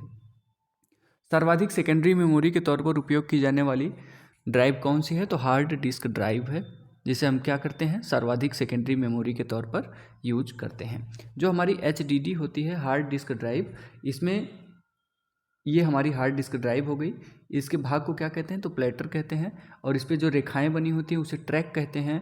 और जो इसमें एक खंड है, आप देख रहे होंगे बीच में ये खंड हो गया ये वाला, तो ये खंड क्या कहलाएगा, सेक्टर कहलाएगा, और इसके ऊपर चुंबकीय पदार्थ का लेप होता है FeO2 और MnO2 अर्थात फेरस ऑक्साइड और मैग्नीज ऑक्साइड का इसके ऊपर लेप होता है HDD के ऊपर, हार्ड डिस्क ड्राइव के ऊपर, ठीक है। ऑप्टिकल मेमोरी की बात करें तो ऑप्टिकल मेमोरी में डाटा को स्टोर करने की प्रक्रिया को क्या कहा जाता है, तो बर्निंग कहलाता है, ठीक है। ऑप्टिकल मेमोरी में जो डाटा हम सेव करते हैं उसे स्टोर करने की प्रक्रिया को क्या कहते हैं, तो उसे हम बर्निंग कहते हैं। इसके अंतर्गत CD आता है जिसे हम कहते हैं कॉम्पैक्ट डिस्क। स्टोरेज कैपेसिटी कितनी, तो 640 से 700 MB तक इसकी स्टोरेज कैपेसिटी होती है। CD रोम की बात करें तो compact disc read only memory हो जाएगा, इसका हो जाएगा compact disc recordable, compact disc rewritable, ठीक है। CD रोम का मतलब क्या है, compact disc read only memory. CDR का मतलब क्या है, कॉम्पैक्ट डिस्क रिकॉर्डेबल। CDRW का मतलब क्या है, कॉम्पैक्ट डिस्क री राइटेबल, ठीक है ना। चलिए बात करेंगे DVD के बारे में। इसका पूरा नाम होता है डिजिटल वीडियो डिस्क, ठीक है ना। डिजिटल वीडियो डिस्क और डिजिटल वर्सेटाइल डिस्क दोनों में से एक ऑप्शन आपको सेलेक्ट कर लेना होगा, और एक ही ऑप्शन आपके चारों में मिलेगा भी। DVD का पूरा नाम क्या है, तो पहले जब स्टार्टिंग में DVD आई थी तो उसका नाम था डिजिटल वीडियो डिस्क, लेकिन बाद में इसको डिजिटल वर्सेटाइल डिस्क भी कहा जाने लगा, ठीक है ना। स्टोरेज 4.7 GB से 17 GB तक इसकी कैपेसिटी होती थी। DVD की BRD है जिसे कहते हैं ब्लू रे डिस्क। ब्लू रे डिस्क जो है ये एचडी डाटा को स्टोर करती है। बहुत महत्वपूर्ण इंपॉर्टेंट रहेगा कि एचडी डाटा को स्टोर करने का कार्य कौन करता है, तो ब्लू रे डिस्क अर्थात बीआरडी एचडी डाटा को स्टोर करता है। एचवीडी जिसे कहते हैं होलोग्राफिक वर्सेटाइल डिस्क, एचवीडी का पूरा नाम क्या है, होलोग्राफिक वर्सेटाइल डिस्क है। ये एफएचडी डाटा स्टोर करता है, अर्थात फुल हाई डिफिनीशन डाटा को स्टोर करता है, फुल एचडी डाटा को स्टोर करता है। तो एचडी डाटा को स्टोर करने का कार्य कौन करता है, तो आप कहेंगे बीआरडी करता है। फुल एचडी डाटा को स्टोर कौन करता है, तो एचवीडी करता है, होलोग्राफिक वर्सेटाइल डिस्क। ठीक है। इलेक्ट्रॉनिक मेमोरी की बात करें तो विद्युत परिपथों में विद्युत संकेतों के रूप में डाटा स्टोर किए जाते हैं इलेक्ट्रॉनिक मेमोरी में, जैसे एसएसडी सॉलिड स्टेट ड्राइव। ठीक है। अब तक सर्वाधिक सेकेंडरी मेमोरी के रूप में उपयोग ली जाएगी कौन सी, तो एसएसडी। हमारे कंप्यूटर की स्पीड कम होती है, हम क्या इस्तेमाल करते हैं, एसएसडी लगवा लेते हैं अलग से। ठीक है ना। पूरा नाम क्या है, सॉलिड स्टेट ड्राइव। ठीक है ना। चलिए बात करते हैं मेमोरी मेजरमेंट के बारे में। मेमोरी मेजरमेंट के बारे में बात करें, कहाँ चले गए भाई, सॉफ्टवेयर तो हो गया ना, नहीं हुआ सॉफ्टवेयर अभी कहाँ, अरे कहाँ चले गए प्रभु। हाँ चलिए बात करेंगे हम लोग यहाँ पे मेमोरी की क्षमता के बारे में, अर्थात मेमोरी मापन के बारे में। तो 0 से 1, 0 और 1 ये बाइनरी डिजिट है। ठीक है। एक बिट में 0 या 1 आपको दिखाई देगा। 4 बिट कितने के बराबर होता है, तो 1 निब्बल के बराबर होता है, अर्थात 1 निब्बल में 4 बिट होते हैं, 4 बिट में 1 निब्बल होता है। 8 बिट या 2 निब्बल में 1 बाइट होता है। 1 बाइट में कितने निब्बल होते हैं, तो 2 निब्बल होते हैं। कितने बिट होते हैं, तो 8 बिट होते हैं, क्योंकि 1 निब्बल में 4 बिट होता है। 4 बिट का 1 निब्बल और 8 बिट 2 निब्बल का क्या होगा, 1 बाइट होगा। ठीक है ना। अब आगे चलेंगे।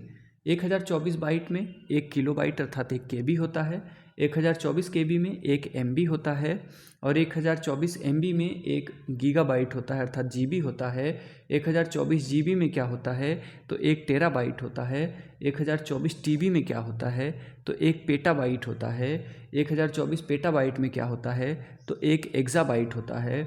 1024 एक्साबाइट में क्या होता है, तो 1 जेटाबाइट होता है। 1024 जेटाबाइट में क्या होता है, तो 1 योटाबाइट होता है। 1 योटाबाइट में क्या होता है, तो 1 ब्रोंटोबाइट होता है। 1024 ब्रोंटोबाइट में क्या होता है, तो 1 जियोपबाइट होता है। बहुत महत्वपूर्ण है। अगला प्रश्न है, मेमोरी की सबसे छोटी इकाई क्या होती है, तो बीट होती है। 1 बिट कितने के बराबर होती है, तो आप जानते हैं 8 कितना होता है, अभी मैंने ऊपर बताया। 1 बिट में कितने बाइट होंगे, तो 1 बिट में हमेशा ये याद रखिएगा, 1 बाइनरी डिजिट होता है, 0 या 1, तो 1 बिट होता है। ठीक है। और 1 बाइट में 8 बिट या 2 निबल होते हैं। 1 बाइट में कितने होते हैं, तो 8 बिट या 2 निबल होते हैं। 1 निबल में 4 बिट होता है। स्टोरेज की सबसे छोटी इकाई कौन सी है, तो बाइट होती है स्टोरेज की सबसे छोटी इकाई, और मेमोरी की सबसे छोटी इकाई बिट होती है। कन्फ्यूजन हो जाता है। मेमोरी की सबसे छोटी इकाई बिट होती है, स्टोरेज की सबसे छोटी इकाई क्या होती है, बाइट होती है। आगे बात करेंगे हम लोग सॉफ्टवेयर के बारे में। सॉफ्टवेयर 2 होते हैं, system software, application software. System software को 2 भागों में डिवाइड किया गया, सिस्टम मैनेजमेंट सॉफ्टवेयर और दूसरा होता है यूटिलिटी सॉफ्टवेयर। जो सिस्टम मैनेजमेंट सॉफ्टवेयर होता है, इसमें ऑपरेटिंग सिस्टम और डिवाइस ड्राइवर सॉफ्टवेयर होते हैं। ये सिस्टम मैनेजमेंट में होते हैं, क्योंकि ऑपरेट करेंगे सिस्टम को, और डिवाइस ड्राइवर सॉफ्टवेयर होते हैं, ये सिस्टम सॉफ्टवेयर के अंतर्गत आते हैं। यूटिलिटी सॉफ्टवेयर की बात करें तो इसमें disk compressor, disk fragmenter, disk cleanup, backup और एंटीवायरस यूटिलिटी सॉफ्टवेयर के अंतर्गत आता है। अब बात करें एप्लीकेशन सॉफ्टवेयर की, तो एप्लीकेशन सॉफ्टवेयर जो है ये सामान्य उद्देश्य और विशिष्ट उद्देश्य 2 भागों में इसे हम डिवाइड करते हैं। ठीक है ना। तो सामान्य उद्देश्य जो हमारे सॉफ्टवेयर हैं एप्लीकेशन वाले, तो word processor, data analyser, presentation software, photo editor, DTP software, graphical या ग्राफिक सॉफ्टवेयर, वेब ब्राउज़र, और जो विशिष्ट उद्देश्य होते हैं उसमें हमारा क्या आता है, reservation software, stock management software, billing software, marksheet software. तो ये जो विशिष्ट उद्देश्य होते हैं ये किसी संस्था के द्वारा ये प्रयोग में लाए जाते हैं, जबकि सामान्य उद्देश्य वाले हम लोग अपने पर्सनल लाइफ के लिए यूज कर लेते हैं। जैसे क्या हो जाएगा, फ़ोटो एडिटर तो कोई भी यूज कर लेता है ना, तो ये सभी एक विशेष उद्देश्य के लिए फ़ोटो एडिटर का इस्तेमाल किया जाता है। फ़ोटो आपको एडिट करवानी है तभी आप फ़ोटो एडिटर का इस्तेमाल करेंगे। अभी ग्राफिक्स सॉफ्टवेयर है तो कोई डिज़ाइन वगैरह आपको बनानी है तो आप ग्राफिक्स सॉफ्टवेयर का इस्तेमाल कर लेंगे। इसलिए ये सामान्य उद्देश्य होते हैं जिसे हर कोई उपयोग कर लेता है। लेकिन विशिष्ट उद्देश्य अब हमने मान के चलिए कि बच्चों का मार्कशीट तैयार करना है तो उसके लिए एक अलग से हमको सॉफ्टवेयर बनवाना पड़ेगा, इसलिए इसे कहा जाता है विशिष्ट उद्देश्य। किसी एक स्पेशली उद्देश्य के लिए ये बनाए जाते हैं। बात करेंगे सॉफ्टवेयर, तो कंप्यूटर से कार्य कराने हेतु निर्देश दिए जाते हैं। ये निर्देश क्या कहलाते हैं? कमांड कहलाते हैं। और कमांड का समूह प्रोग्राम कहलाता है। और प्रोग्राम एग्जीक्यूट होने के बाद क्या कहलाता है? सॉफ्टवेयर कहलाता है। देखिए 3 चीज़ें यहाँ से सॉल्व होंगी। कंप्यूटर से कार्य कराने के लिए जो निर्देश दिया जाता है उसे क्या कहते हैं? कमांड कहते हैं। कमांड के समूह को क्या कहा जाता है? प्रोग्राम कहा जाता है। प्रोग्राम एग्जीक्यूट होने के बाद क्या कहलाता है? सॉफ्टवेयर कहलाता है। बात करेंगे सिस्टम सॉफ्टवेयर के बारे में। ये कंप्यूटर की कार्यप्रणाली से संबंधित होते हैं system software. System management software की बात करें तो सबसे पहले ओएस के बारे में चर्चा करेंगे, जिसका पूरा नाम होता है ऑपरेटिंग सिस्टम। यह कैसा सॉफ्टवेयर है? तो आधारभूत सॉफ्टवेयर है। अन्य सॉफ्टवेयर को कार्य करने के लिए प्लेटफॉर्म उपलब्ध कौन करवाता है? तो ऑपरेटिंग सिस्टम प्लेटफॉर्म तैयार करवाता है अन्य सॉफ्टवेयर को काम करने के लिए। ऑपरेटिंग सिस्टम के कार्य क्या हैं? तो CPU management, file management, memory management, input output management, ठीक है ना। सेंट्रल प्रोसेसिंग यूनिट का मैनेजमेंट करना, फाइल का मैनेजमेंट करना, मेमोरी का मैनेजमेंट करना और इनपुट आउटपुट का मैनेजमेंट करना, ये ऑपरेटिंग सिस्टम का कार्य होता है। जैसे Unix, Linux, Ubuntu, Windows. Microsoft company द्वारा विकसित कौन सा है? तो विंडोज़ है। विंडोज़ 11 वर्जन इस समय चल रहा है, ठीक है ना। तो यूनिक्स क्या है? ऑपरेटिंग सिस्टम है। लाइनक्स क्या है? ऑपरेटिंग सिस्टम है, ओएस है। उबंटू क्या है? ओएस है। विंडोज़ क्या है? ऑपरेटिंग सिस्टम है। जो विंडोज़ ऑपरेटिंग सिस्टम है ये माइक्रोसॉफ्ट कंपनी के द्वारा तैयार किया गया है। विंडोज़ के वर्जन के बारे में बात करें तो विंडोज़ 95, 98, विंडोज़ NT अर्थात न्यू टेक्नोलॉजी, विंडोज़ XP अर्थात एक्सपीरियंस, विंडोज़ 7 आधिकारिक रूप से बंद कर दिया गया है। किस विंडो को? तो विंडोज़ 7 को। विंडोज़ 8 और 8.1 आया, उसके बाद फिर विंडोज़ 10 आ गया। वर्तमान में विंडोज़ 11 चल रहा है 5 अक्टूबर 2021 से। और सबसे नवीनतम विंडो कौन सा है? तो विंडो 11 है। 5 अक्टूबर 2021 से ये सबसे नवीनतम के रूप में चल रहा है। विंडोज़ ओएस के बारे में बात करें तो Windows operating system, single use operating system, multitasking operating system, graphical use interface पर आधारित ऑपरेटिंग सिस्टम। GUI पर आधारित का मतलब होता है ग्राफिकल यूजर इंटरफेस, ठीक है ना। ग्राफिकल यूज इंटरफेस के आधार पर या फिर ये कह सकते हैं कि आधारित ऑपरेटिंग सिस्टम। तो single use operating system, multitasking operating system, GUI पर आधारित ऑपरेटिंग सिस्टम, मुख्य रूप से 3 प्रकार के। अब इस MS-DOS के बारे में बात करें तो माइक्रोसॉफ्ट डिस्क ऑपरेटिंग सिस्टम इसका पूरा नाम होता है। CUI पर यह आधारित होता है, ठीक है ना, जिसे कहते हैं कैरेक्टर यूजर इंटरफेस, ठीक है ना। या CLI कमांड लाइन इंटरफेस पर आधारित होता है। MS-DOS अर्थात माइक्रोसॉफ्ट डिस्क ऑपरेटिंग सिस्टम, ठीक है ना। चलिए, एप्पल का OS वर्जन कौन सा है? एप्पल का ऑपरेटिंग सिस्टम कौन सा है? तो मैकिन्टॉश है, जिसे हम मैक कहते हैं ना। Mobile OS Symbian Android. Apple का iOS ऑपरेटिंग सिस्टम है मोबाइल में। एप्पल की मोबाइल में कौन सा ऑपरेटिंग सिस्टम कार्य करता है? तो iOS कार्य करता है। जो सिम्बियन और एंड्रॉयड ये 2 हमारे मोबाइल सॉफ्टवेयर हैं। iOS तो है ही, वो स्पेशली एप्पल का है। बॉस के बारे में बात करें तो भारत ऑपरेटिंग सिस्टम सॉल्यूशन, ठीक है, स्वदेशी ऑपरेटिंग सिस्टम है ये, IIT मद्रास के द्वारा बनाया गया है। तो बात करेगा बॉस क्या है, तो बॉस जो है ये भारत के द्वारा या स्वदेशी निर्मित ऑपरेटिंग सिस्टम है जो IIT मद्रास के द्वारा बनाया गया। इसका पूरा नाम भारत ऑपरेटिंग सिस्टम सॉल्यूशन है, ठीक है ना। बात करेंगे डिवाइस ड्राइवर सॉफ्टवेयर के बारे में, DDS के बारे में। वे सॉफ्टवेयर जो किसी पेरिफेरल डिवाइस की कार्यप्रणाली से कंप्यूटर को अवगत कराते हैं क्या कहलाते हैं? DDS कहलाते हैं, अर्थात device driver software. Utility software के बारे में बात करें तो डिस्क कंप्रेसर होता है। डिस्क कंप्रेसर क्या करता है? तो ये सॉफ्टवेयर स्टोर की जाने वाली फाइल की वास्तविक साइज़ को घटा करके कम स्थान में उसे कर देता है, जैसा कंप्रेसर से आपको पता ही है, ठीक है ना। अब डिस्क फ्रेगमेंटर क्या होता है? तो यह किसी मेमोरी स्पेस में स्टोर की गई फाइल के मध्य अनुपयोगी स्थान को फाइल रीअरेंजमेंट के द्वारा उपयोगी स्थान में बदल देता है, डिस्क फ्रेगमेंटेशन। जैसे एक फाइल ये हो गई, बीच में स्थान है, दूसरी ये हो गई, तीसरी ये हो गई, चौथी ये हो गई। अब इसको क्या करेगा जो डिस्क फ्रेगमेंटर है, तो इनको बिल्कुल पास मिला देगा और इतना स्पेस अपना बचा लेगा। तो डिस्क फ्रेगमेंटर का कार्य है कि किसी मेमोरी स्पेस में स्टोर की गई फाइल के मध्य अनुपयोगी स्थान को फाइल रीअरेंजमेंट के द्वारा उपयोगी स्थान में बदल देना डिस्क फ्रेगमेंटर का कार्य होता है। डिस्क क्लीनअप क्या होता है? यह अनुपयोगी फाइल अर्थात जंक फाइल को हटाने की सुविधा प्रदान करता है। Disk compressor, disk fragmenter, disk cleanup, ये सभी कैसे हैं? तो मेमोरी यूटिलाइजर होते हैं। बैकअप सॉफ्टवेयर के बारे में बात करें तो ये सॉफ्टवेयर क्या करते हैं? डिलीट की गई फाइल को रिस्टोर करने में सुविधा प्रदान करते हैं। कौन? Backup software. जैसे रिसाइकल बिन क्या है? तो बैकअप सॉफ्टवेयर है। डिलीट हम करेंगे तो रिसाइकल बिन में चला जाता है और शिफ्ट और डिलीट के साथ डिलीट करेंगे तो परमानेंट डिलीट हो जाएगा। अगर हमने गलती से कोई फाइल डिलीट किया है तो रिसाइकल बिन में जा करके उसे हम रिस्टोर कर सकते हैं, ठीक है ना। लेकिन अगर हम शिफ्ट के साथ डिलीट कर दिए तो वो परमानेंट डिलीट हो गया, अब उसे हम प्राप्त नहीं कर पाएंगे। बात करेंगे मालवेयर के बारे में। मालवेयर क्या होता है? तो ऐसे प्रोग्राम जो कंप्यूटर की कार्यप्रणाली को नकारात्मक रूप से प्रभावित करते हैं और कंप्यूटर के कार्य में बाधा उत्पन्न करते हैं, उन्हें क्या कहा जाता है? मालवेयर कहा जाता है। मालवेयर के रूप में वायरस आता है, वार्म आता है और ट्रोजन हॉर्स आता है, ठीक है। ये जो हमारा वायरस है ये स्वयं की प्रतिलिपि तैयार करता है, जैसे ब्रेन क्या है? तो ब्रेन एक प्रकार का वायरस है। वर्म क्या होता है? इंटरनेट की बैंडविड्थ को प्रभावित करता है, जैसे आई लव यू क्या है? तो एक प्रकार का वर्म है। ट्रोजन हॉर्स क्या है? इंटरनेट पर इच्छित परिणाम प्राप्त नहीं होने देता, जबकि अलग अलग वेब पेज पर घुमाया जाता है, जिसके दौरान यूजर की जानकारी चुराई जा सकती है, जैसे बैंकिंग वेबसाइट को प्रभावित करता है। जो ट्रोजन हॉर्स है ये बैंकिंग वेबसाइट को प्रभावित करता है। आई लव यू क्या है? तो वर्म है, अर्थात कीड़ा है। किसी को मोहब्बत का कीड़ा चढ़ जाए तो आई लव यू करते हुए फिरता है, ऐसे याद कर सकते हैं। आई लव यू क्या है? तो एक प्रकार का मालवेयर है। और कैसा मालवेयर है? तो वर्म टाइप मालवेयर है। वायरस क्या करता है? तो यह खुद की प्रतिलिपि तैयार कर लेता है, जैसे ब्रेन क्या है? एक प्रकार का वायरस है, ठीक है ना। चलिए बात करेंगे एंटीवायरस के बारे में। मालवेयर से सुरक्षा प्रदान करते हैं कौन? एंटीवायरस। विंडोज़ का एंटीवायरस विंडोज़ डिफेंडर है। विंडोज़ डिफेंडर क्या है? तो यह एक प्रकार का हमारा एंटीवायरस है। एंटीवायरस विंडोज़ डिफेंडर के अतिरिक्त भी क्विक हिल, ईसेट, एवेना, अवास्ट, टोटल सिक्योरिटी, क्रासपर्की और गार्डियन, ये सभी क्या हैं? तो ये सभी हमारे एंटीवायरस हैं। आगे बात करेंगे हम एप्लीकेशन सॉफ्टवेयर के बारे में, ठीक है। ये यूजर के कार्यों को संपादित करते हैं। ये सामान्य उद्देश्य सॉफ्टवेयर कार्य प्रकृति के आधार पर इनका निर्माण किया जाता है। कार्य प्रकृति के आधार पर, जैसे वर्ड प्रोसेसर। अब हमें वर्ड को एडिट व फॉर्मेट करने के लिए हम लोग वर्ड प्रोसेसर का यूज करते हैं, जैसे एमएस वर्ड पूछ ले क्या है? तो एक प्रकार का हमारा क्या है? एप्लीकेशन सॉफ्टवेयर है। डाटा एनालाइजर क्या है? तो आंकड़ों का विश्लेषण करता है। एमएस एक्सेल डाटा एनालाइजर है, तो ये भी हमारा एप्लीकेशन सॉफ्टवेयर है। प्रेजेंटेशन सॉफ्टवेयर, जैसे प्रस्तुतिकरण हम लोग करते हैं स्लाइड के द्वारा, जैसे पावर पॉइंट का इस्तेमाल करें, तो ये भी क्या है? एप्लीकेशन सॉफ्टवेयर है। फोटो एडिट क्या है?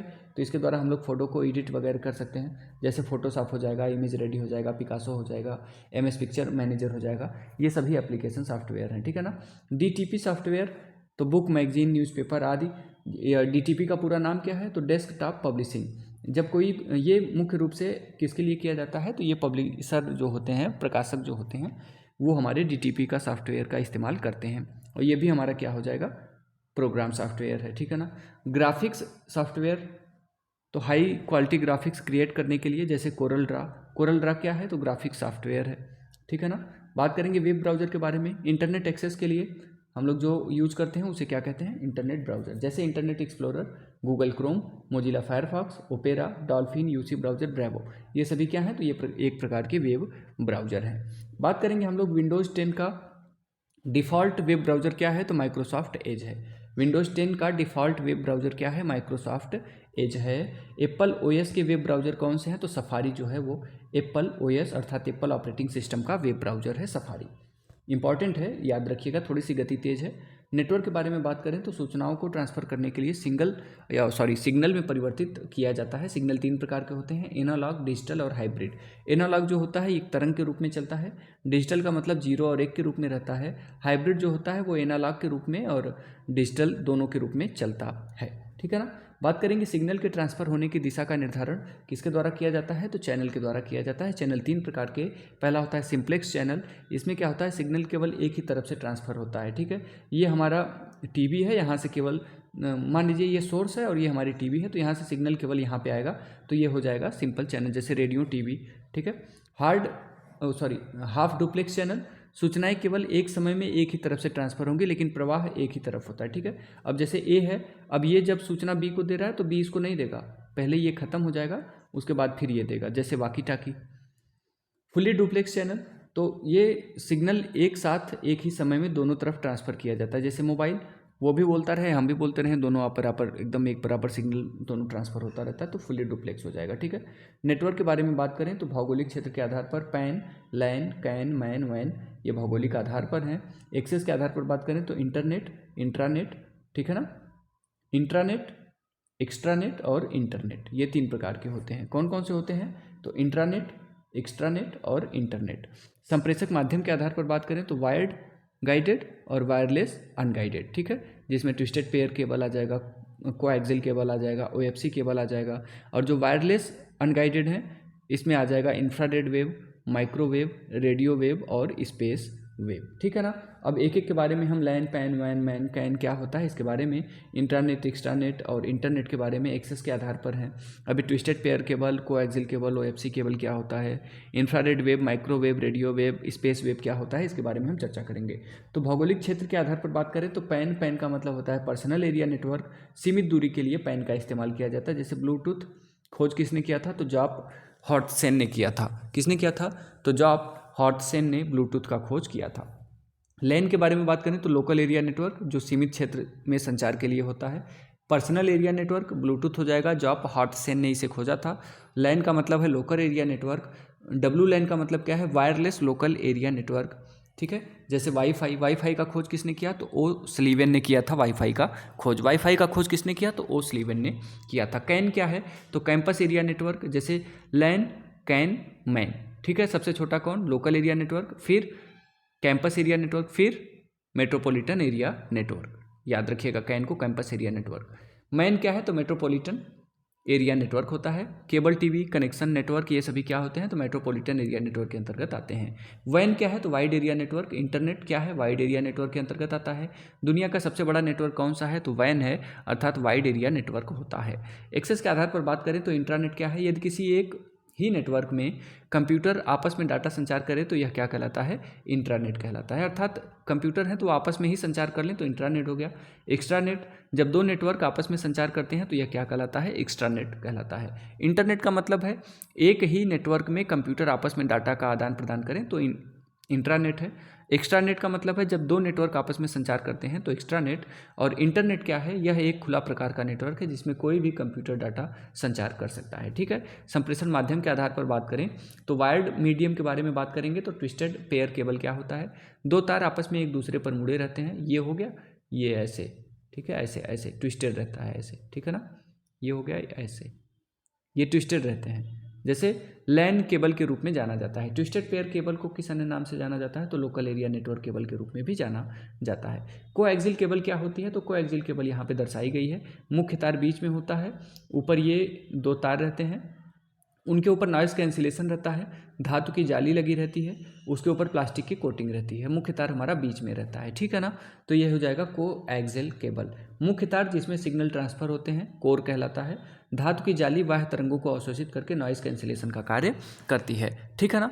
जैसे डिश टीवी केबल में क्या होता है, तो कोएक्सियल केबल का इस्तेमाल किया जाता है। OFC क्या है, तो ऑप्टिकल फाइबर केबल है। OFC का पूरा नाम ऑप्टिकल फाइबर केबल। इस केबल में डाटा संचार प्रकार के पूर्ण आंतरिक परावर्तन के सिद्धांत पर होता है। किस केबल में डाटा संचार जो होता है वो पूर्ण आंतरिक परावर्तन के सिद्धांत पे होता है, तो ऑप्टिकल फाइबर केबल में होता है। सबसे तेज गति के साथ डाटा ट्रांसफर कौन करता है, तो OFC करता है, अर्थात ऑप्टिकल फाइबर केबल सबसे तेज गति से डाटा का संचार करता है, ट्रांसफर करता है। वायरलेस मीडियम के बारे में बात करेंगे तो पहले आ जाएगा इंफ्रारेड वेव। टीवी रिमोट अवरक्त तरंग के रूप में कार्य करता है। जैसे टीवी रिमोट के सामने अगर आप कोई खड़ा हो जाए तो वो कार्य नहीं करता है, तो अर्थात अवरक्त तरंग के रूप में कार्य करता है इंफ्रारेड वेव। सबसे कम दूरी तक संचार कौन करता है, तो इंफ्रारेड। अवरोध को भेदने में असक्षम होता है कौन, इंफ्रारेड।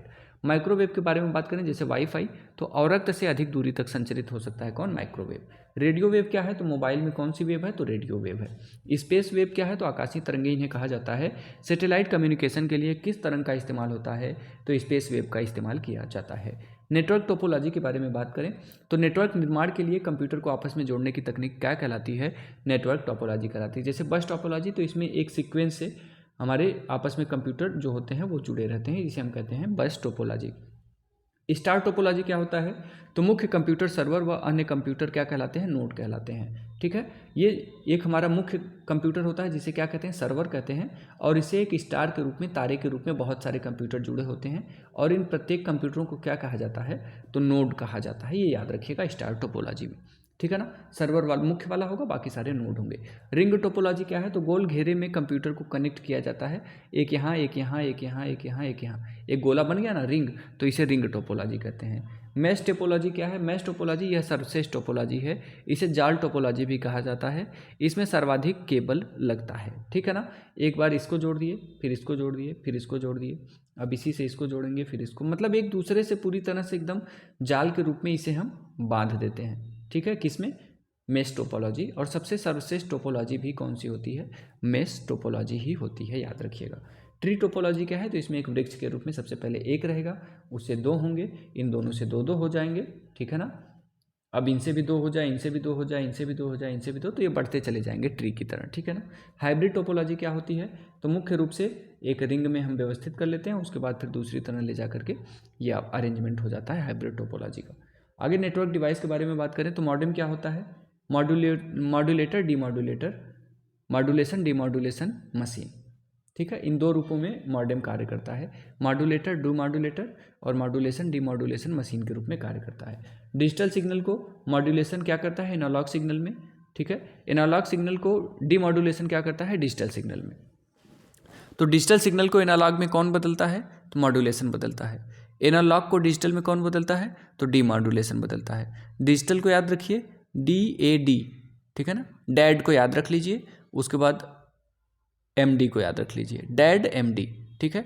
डैड करेंगे तो डिजिटल सिग्नल, A करेंगे तो एनालॉग सिग्नल, D करेंगे तो डिजिटल सिग्नल, और M करेंगे तो क्या हो जाएगा? मॉड्यूलेशन, और D कर लेंगे तो डीमॉड्यूलेशन। डैड MD बड़े आराम से आप याद कर सकते हैं। मॉडेम की स्पीड का मात्रक क्या होता है? BPS होता है, अर्थात बीट पर सेकेंड मॉडेम की स्पीड का मात्रक होता है। आगे बात करेंगे रिपीटर क्या है? तो लंबी दूरी तय करने पर एनालॉग सिग्नल वीक हो जाता है, जिसके कारण सूचना नष्ट होने का डर होता है। इन वीक सिग्नल को स्ट्रॉन्ग सिग्नल में कन्वर्ट करने वाली जो डिवाइस होती है उसे हम कहते हैं रिपीटर, ठीक है ना। रिपीटर क्या है? तो वीक सिग्नल को स्ट्रॉन्ग सिग्नल में बदलने का कार्य कौन करता है? रिपीटर करता है। रिपीटर दो प्रकार के होते हैं, एक होता है एम्पलीफायर, एक होता है सिग्नल जनरेटर। जो एम्पलीफायर है ये सभी सिग्नल को स्ट्रॉन्ग सिग्नल में परिवर्तित कर देता है, लेकिन सिग्नल जनरेटर जो है ये मेन सिग्नल को रिपीट करता है, और यह नॉइस कैंसिलेशन करने का कार्य कौन करता है? तो सिग्नल जनरेटर के द्वारा किया जाता है। अर्थात रिपीटर, एम्पलीफायर और सिग्नल जनरेटर। एम्पलीफायर सभी सिग्नल को स्ट्रॉन्ग कर देगा, जबकि सिग्नल जनरेटर ये मेन सिग्नल को रिपीट करता है और नॉइस कैंसिलेशन का भी कार्य करता है सिग्नल जनरेटर। आगे बात करेंगे हम लोग हब क्या होता है। तो किसी नेटवर्क की सभी केबल एक केंद्रीय बिंदु पर आकर मिलती हैं, जहां हब द्वारा इन्हें कनेक्ट किया जाता है। जैसे आप देख रहे होंगे ये ब्रिज है हमारा, और यहाँ पे हब है, और ये सभी जो नेटवर्क की सभी केबल एक जगह आकर के मिल रही हैं, और जहाँ मिल रही हैं वही हमारा हब होता है। हब से ब्रिज के पास, ब्रिज से राउटर, राउटर से गेटवे के पास जो कनेक्शन होता है वो आता है। एक हब से 24 केबल कनेक्ट किया जा सकता है। तो याद रखिएगा एक हब से कितने केबल को कनेक्ट किया जा सकता है? तो 24 केबल को कनेक्ट किया जा सकता है। किसी नेटवर्क की सभी केबल एक केंद्रीय बिंदु पर आकर मिलती हैं, जहाँ उसे ही हब कहते हैं। जैसे नहीं होता, ये तो यहाँ पे साड़ी का हब है, यहाँ पे फल का हब है, यहाँ तो मोबाइल का हब है, यहाँ कंप्यूटर का हब है। तो जहाँ आप सभी लोग आकर के एक जगह मिल जाते हैं तो वही हब कहलाता है, ठीक है ना। ब्रिज क्या होता है? तो हब को आपस में कनेक्ट करने वाली डिवाइस जो होती है उसे क्या कहते हैं? ब्रिज कहते हैं। एक हब इधर है, एक हब इधर है, इनको आपस में कनेक्ट कर रहा है, ये क्या हो गया? ब्रिज हो गया, ठीक है ना। चलिए, नेटवर्क से प्राप्त सिग्नल को ब्रिज पूरे नेटवर्क को ट्रांसफर कर देता है। जाहिर सी बात है, नेटवर्क से प्राप्त सिग्नल को ब्रिज क्या करता है? पूरे नेटवर्क को। राउटर क्या होता है? तो यह ब्रिज का विकसित रूप है। यह सिग्नल को केवल डेस्टिनेशन पॉइंट तक ही ट्रांसफर करता है। ये जो राउटर हमारा है ये क्या करता है? राउटर हमारा डेस्टिनेशन पॉइंट तक सिग्नल को ट्रांसफर करेगा, ठीक है। अभी आगे बात करेंगे हम लोग। गेटवे क्या है? तो यह राउटर का विकसित रूप है। यह दो अलग अलग प्रोटोकॉल पर आधारित नेटवर्क को कनेक्ट करने में सक्षम होता है। Gateway, bridge, router, gateway network का भौगोलिक विस्तार प्रदान करते हैं, अर्थात आकार बढ़ाते हैं। ब्रिज, राउटर और गेटवे क्या करते हैं? तो नेटवर्क के आकार को बढ़ाने में मदद करते हैं। RJ45 क्या है? तो रजिस्टर्ड जैक 45, इसका पूरा नाम है रजिस्टर्ड जैक 45। यह लैन पोर्ट के नाम से जाना जाता है। कंप्यूटर को वायर्ड नेटवर्क से कनेक्ट करने के लिए इसका प्रयोग किया जाता है, ठीक है ना। लैन पोर्ट के नाम से किसे जाना जाता है? तो रजिस्टर्ड जैक 45 को जाना जाता है लैन पोर्ट के नाम से। इंटरनेट के बारे में चर्चा करें। 1969 में USA के रक्षा विभाग का नेटवर्क था, ठीक है ना। रक्षा विभाग का नेटवर्क था कौन? ARPANET। ARPANET का नाम है advance research project agency network. यह दुनिया का पहला नेटवर्क था। यह अमेरिका की यूनिवर्सिटी ऑफ कैलिफोर्निया व स्टैनफोर्ड रिसर्च सेंटर के मध्य शोध पत्र ट्रांसफर करने के लिए प्रयोग किया जाता था। कौन? ARPANET। ARPANET सबसे पहला, ये मान के चलिए एक दुनिया का पहला नेटवर्क कौन? ARPANET। जो कहाँ पे किसका नेटवर्क था? रक्षा विभाग का नेटवर्क था। किसके रक्षा विभाग? तो USA के रक्षा विभाग का। कब निर्मित किया गया? 1969 में किया गया था। यह कहाँ पर यूज किया जाता था? यूनिवर्सिटी ऑफ कैलिफोर्निया और स्टैनफोर्ड रिसर्च सेंटर के मध्य शोध पत्र को ट्रांसफर करने के लिए ARPANET का इस्तेमाल किया जाता था 1969 में। बात करेंगे हम लोग 1986 आता है NSF नेट अर्थात नेशनल साइंस फाउंडेशन नेटवर्क। यह अमेरिका के विज्ञान विभाग का नेटवर्क था, NSF नेट, ठीक है ना। ARPANET plus NSF net international network बनाया गया जिसे इंटरनेट कहा जाता है। इंटरनेट किसका मिश्रण है? तो ARPANET और NSF नेट का मिश्रण है। 1989 में इंटरनेट बन करके तैयार हुआ। इंटरनेट का जनक किसे कहते हैं? तो विंड सेफ को या विंड सर्फ को क्या कहा जाता है? इंटरनेट का जनक कहा जाता है। WWWC क्या है? तो वर्ल्ड वाइड वेब कंसोर्टियम, ठीक है, वर्ल्ड वाइड वेब कंसोर्टियम। यह एक समूह है जो क्या करता है? तो W3C के नाम से भी इसे जानते हैं, वर्ल्ड वाइड वेब कंसोर्टियम। तो इंटरनेट संचार के लिए नियम निर्धारित करता है और शोध कार्य करता है कौन? W3C अर्थात world wide web consortium. Protocol क्या होता है? तो इंटरनेट संचार के लिए विशिष्ट नियमों के समूह को क्या कहते हैं? प्रोटोकॉल कहते हैं। जैसे ICP/IP, ठीक है ना, TCP/IP। TCP का मतलब है ट्रांसमिशन कंट्रोल प्रोटोकॉल, IP का मतलब है internet protocol. Transmission control protocol, internet protocol, ठीक है। इंटरनेट पर भेजी जाने वाली सूचना को छोटे छोटे खंडों में विभाजित किया जाता है जिन्हें क्या कहते हैं? Data packet. क्या होता है? तो इंटरनेट पर भेजी जाने वाली सूचनाओं को छोटे छोटे खंडों में विभाजित किया जाता है जिन्हें क्या कहते हैं? डाटा पैकेट के नाम से जानते हैं। इन डाटा पैकेट का ट्रांसफर TCP अर्थात ट्रांसमिशन कंट्रोल प्रोटोकॉल या इंटरनेट प्रोटोकॉल की तरह होता है। यह इंटरनेट का मानक प्रोटोकॉल होता है कौन? TCP और IP। यह क्या है? तो इंटरनेट का मानक प्रोटोकॉल होता है। UDP क्या है? जिसे कहते हैं यूजर डाटाग्राम प्रोटोकॉल।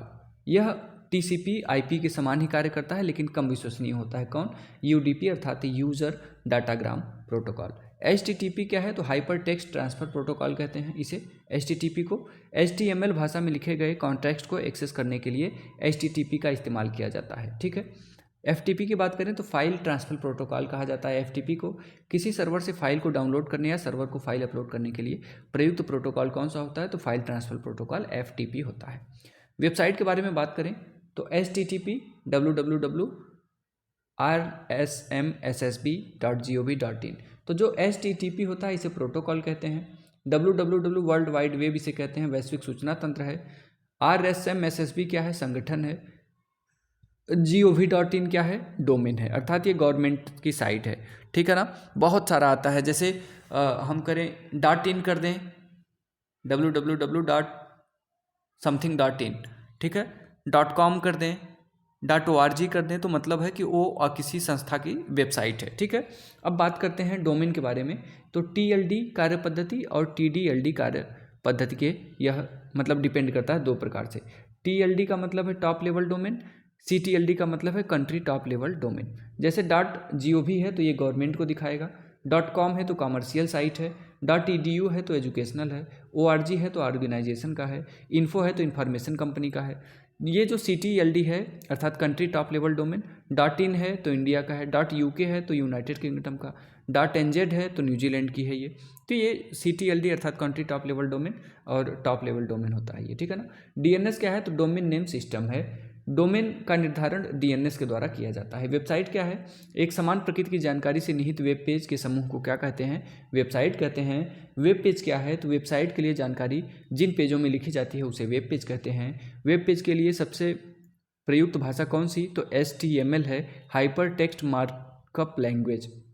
ये वेब पेज के लिए सबसे उपयुक्त भाषा होती है, हाइपर टेक्स्ट मार्कअप लैंग्वेज, ठीक है ना। URL क्या है? जिसे कहते हैं यूनिफॉर्म रिसोर्स लोकेटर।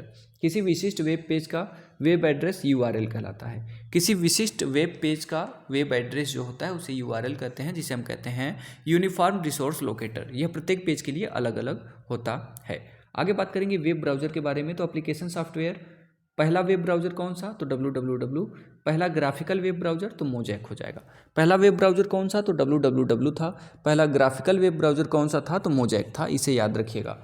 www का पूरा नाम वर्ल्ड वाइड वेब होता है, वैश्विक सूचना तंत्र के रूप में इसे जाना जाता है। वेबसाइट को संगठित रूप से क्या करता है? तो स्टोर करता है, ठीक है।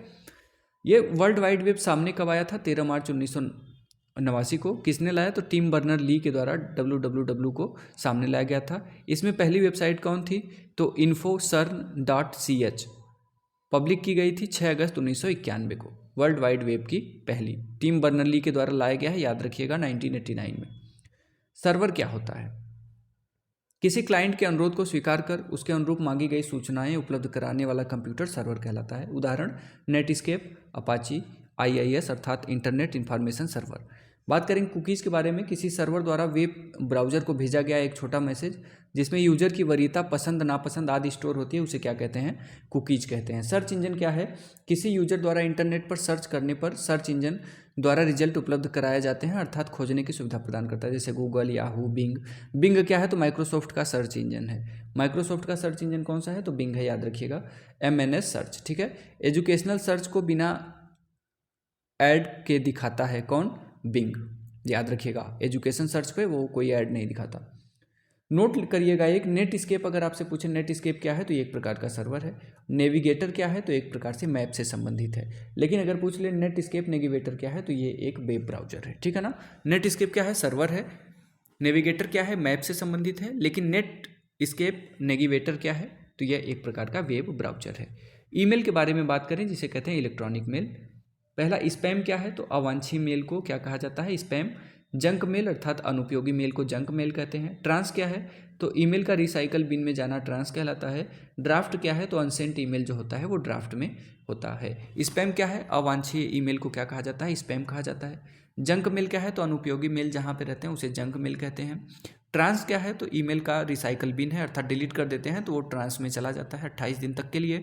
ड्राफ्ट क्या है? तो अनसेंट मैसेज, हमने किसी को मेल किया, वो उसके यहाँ पहुँचा नहीं, डिलीवर नहीं किया गया, तो वो किस में चला जाएगा? हमारा ड्राफ्ट में चला जाएगा, ठीक है ना। फ्रॉम टू, ये हमारे ईमेल का फॉर्मेट होता है फ्रॉम टू। CC क्या है? CC को कार्बन कॉपी कहते हैं। यदि एक से अधिक रिसीवर को मेल भेजा जाए तथा सभी रिसीवर को आपस में जानकारी हो तो उसे CC का प्रयोग किया जाता है। BCC क्या है? Blind carbon copy. सभी प्राप्तकर्ताओं को यह जानकारी नहीं रहती कि यह मेल किन अन्य लोगों को भेजा गया है, तो BCC का इस्तेमाल करते हैं, ठीक है ना। abc@gmail.com, ठीक है। abc@gmail.com, तो एक जीमेल में हमारे कुल 320 कैरेक्टर तक आ जाते हैं। जैसे 64 वर्ड में हमारा ABC हो जाएगा, एक @ हो जाएगा, और gmail.com वाला जो है ये 255, तो 320 कैरेक्टर हमारे एक ईमेल में हो सकते हैं, ठीक है ना। तो user name, domain name. Email के भाग कितने हैं? तो यूजर नेम और domain name. ymail.com, yahoomail.com, rediffmail.com, hotmail.com।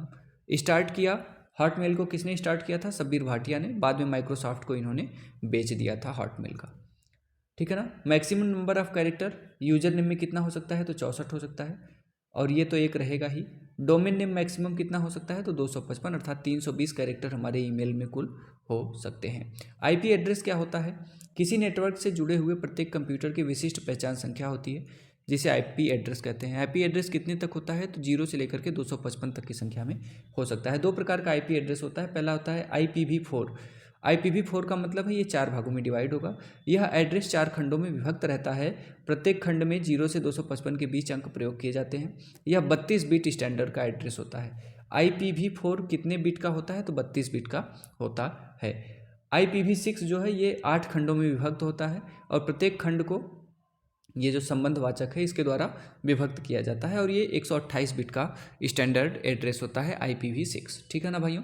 चलिए इंटरनेट कनेक्शन के बारे में बात करें तो डायल अप कनेक्शन, ISP को फ़ोन डायल किया जाता है, अर्थात इंटरनेट सर्विस प्रोवाइडर को। ब्रॉडबैंड, इसमें DLS आता है, अर्थात डिजिटल सब्सक्राइबर लाइन, और दूसरा क्या होता है? टेलीफोन लाइन के द्वारा। दूसरा है केबल कनेक्शन, जिसे केबल कनेक्शन में कौन सा यूज़ किया जाएगा ब्रॉडबैंड में? तो कोएक्सियल केबल का इस्तेमाल किया जाएगा। OFC क्या है, या OFC कनेक्शन क्या है? तो ये एक माध्यम होता है। BPL क्या है? Broadband over power line. Broadband over power line इसका पूरा नाम होता है। बात करेंगे वायरलेस कनेक्शन में तो वाईफाई अर्थात वायरलेस फिडेलिटी होता है इसका पूरा नाम वाईफाई का। VMAX क्या है? तो world wide intra operability for microwave access, ये होता है VMAX का नाम। लाइफाई क्या है? तो लाइट फिडेलिटी, जैसे वायरलेस फिडेलिटी उसी प्रकार से लाइट फिडेलिटी, LED बल्ब के द्वारा इसमें जो कनेक्शन है वो संचारित किया जाता है, ठीक है ना भाइयों। चलिए ICT के सामाजिक प्रभाव के बारे में चर्चा करते हैं। गोपनीयता पहली हो गई, प्राइवेसी।